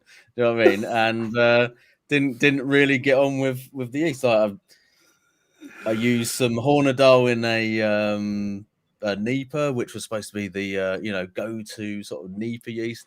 You probably overpitched though, didn't you? Let's probably overpitched. Tasted a bit earthy. Wasn't really my bag. I just haven't really made a beer with Kveik that has really sort of made me go, oh, I want to. This is better than what I was using before. Do you know what I mean? I think Voss. Now let me clarify that though. Like, I've had great beers from other people brewing with it. I've just not managed to make a nice beer with it myself. So I am and you guys know that I'm as far as yeast goes, I try fucking loads of yeast out. I've got we're not going to criticize. You're all about the yeast, Tricky. I am very much a sort of. I'm not like one of these people who goes, I ferment everything fucking USO5 and anything else is shit. Andy. Yeah. And Sanders. And Sanders. But that's just because you've got to use that brick up before you can buy it. Fucking ferment out of Marzen with a Bock yeast, for fuck's sake. And the thing is, the good thing about Kveik is, like we've already discussed, there's literally probably about 1,000 different varieties that I've not tried yet, and some of those might yet be the one that makes the best beer for me. But as we've been saying all the way through all of these episodes, really, a lot of this is subjective. It comes down to your own personal preference. I haven't found a Kveik for me that works yet. You guys maybe have. So, you know. Andy's wondering why there's no beer in his glass. It's in your fucking stomach, mate. That's why. As well, where's that floating at the bottom? No. So I don't use it currently, but there's definitely some areas where I'm like thinking there's definitely some very, very good reasons for me to get back into this. And especially when it comes, for me personally, the area that I want to like utilize it in is turning around these impy stouts and stuff like that in like, you know, 3 or 4 or 5 weeks where you get this drinkable, like seemingly conditioned version of the beer that would have potentially taken 6 months plus. Framgarden. Try Framgarden in an impy, mate. So this is the thing, okay? That's just my perspective anyway. It's like sex, okay? Every so often you find a girl and it just works, okay? And you should marry her. That's what I'm saying. If she's a screamer, some blokes aren't into screamers. That's all I'm saying, okay? And every so often you'll get a bird that'll say every hole's a goal, and some blokes just don't like that. Kveik is like women. That's it. How big is she? Hey, that's entirely up to you. I was going to say. Whoa! It would only be that if it. Whoa! J-Fuck, no, I am not giving Tricky fucking anything. Not a chance, son. You can send him some. Why not? How rude. Yeah, Chris. I've got 1.5 grams. That's only enough for 83 batches. But apparently it's so easy to grow up. Like, you know. You can Chris, share the love. Yeah, sort us out, Chris. Sort us out. I don't even fucking like you hard people. Work. Hop edition. Hey, if you're going to try and convert us, come on. I don't even like you guys. Why would I send you any yeast? Yeah, come on. I want some Framgarden. Yeah, come on. All right. I'll grow it up and I will send you all a couple of vials. Yeah. How about done. that? It's recorded now. I can edit that shit out though, you know. Not on YouTube. Not on YouTube. Hashtag where's my Beastmaster? Hashtag still in the fucking fermenter. That was recorded as well. Hey, I have told you I will sort you out when you come down, and you've turned around and gone, I'm not coming down in June. I've got to look after my family's health. You know, that's fine. It'll be waiting for you in October. Yeah, you know. You know what I mean? No, you look the cunt, Chris. Hey, it'll be waiting for you in October. That's all I'm saying. Well, so, you big bellends, are we done then? I think that's the end of the podcast for tonight, guys. So thank you very much for sticking around. And remember, if you want an authentic Kveik experience, you got to get those blends.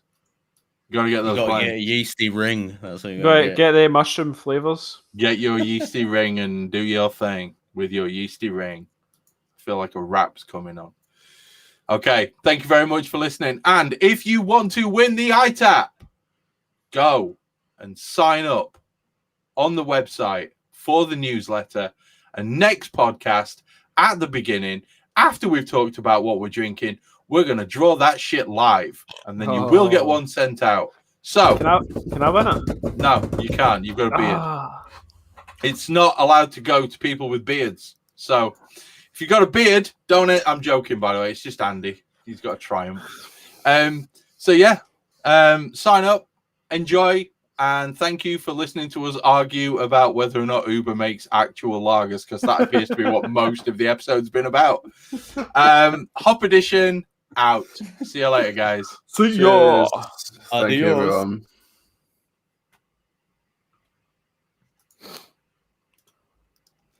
There we go. That one turned out really well. I enjoyed that. Yeah. It was fun. And none of us got too pissed. Apart from me. Episode 27. 27. Fuck my life. I started at 13. No way. Is that Jesus Christ. It started copying the project from one drive to another. This is going to end badly. Oh. Okie dokie. Boo. Right, I've ordered kebab, so you're going to have to put up with me eating a kebab in a minute. Oh, amazing. We'll just deal with it, mate. Have you finished the YouTube feed, by the way? No, YouTube's still running. Good. Yes. That's true. This is a party. That's reassuring. They know that I just ordered kebab and I've... Shall we throw it up for like 10, 15 minutes? I might change the password on the... I might change the password, you know. Nah, why? No, you gotta keep it. Okay. So for those of you who are still on YouTube listening to us, that is the link to the OBS chat. And the password is that in homage to Tricky. So feel free to join us on OBS. Favorite term of endearment for Chris. Yeah, it is. He calls me that all the time. So feel free to join us. One more. The password hasn't come up in the chat. Has it not? No. It must have been banned. Okay, so the password is shit cunt. All one word. Lowercase. And we will see you on the OBS chat in a moment. Okay. Love you guys. Bye.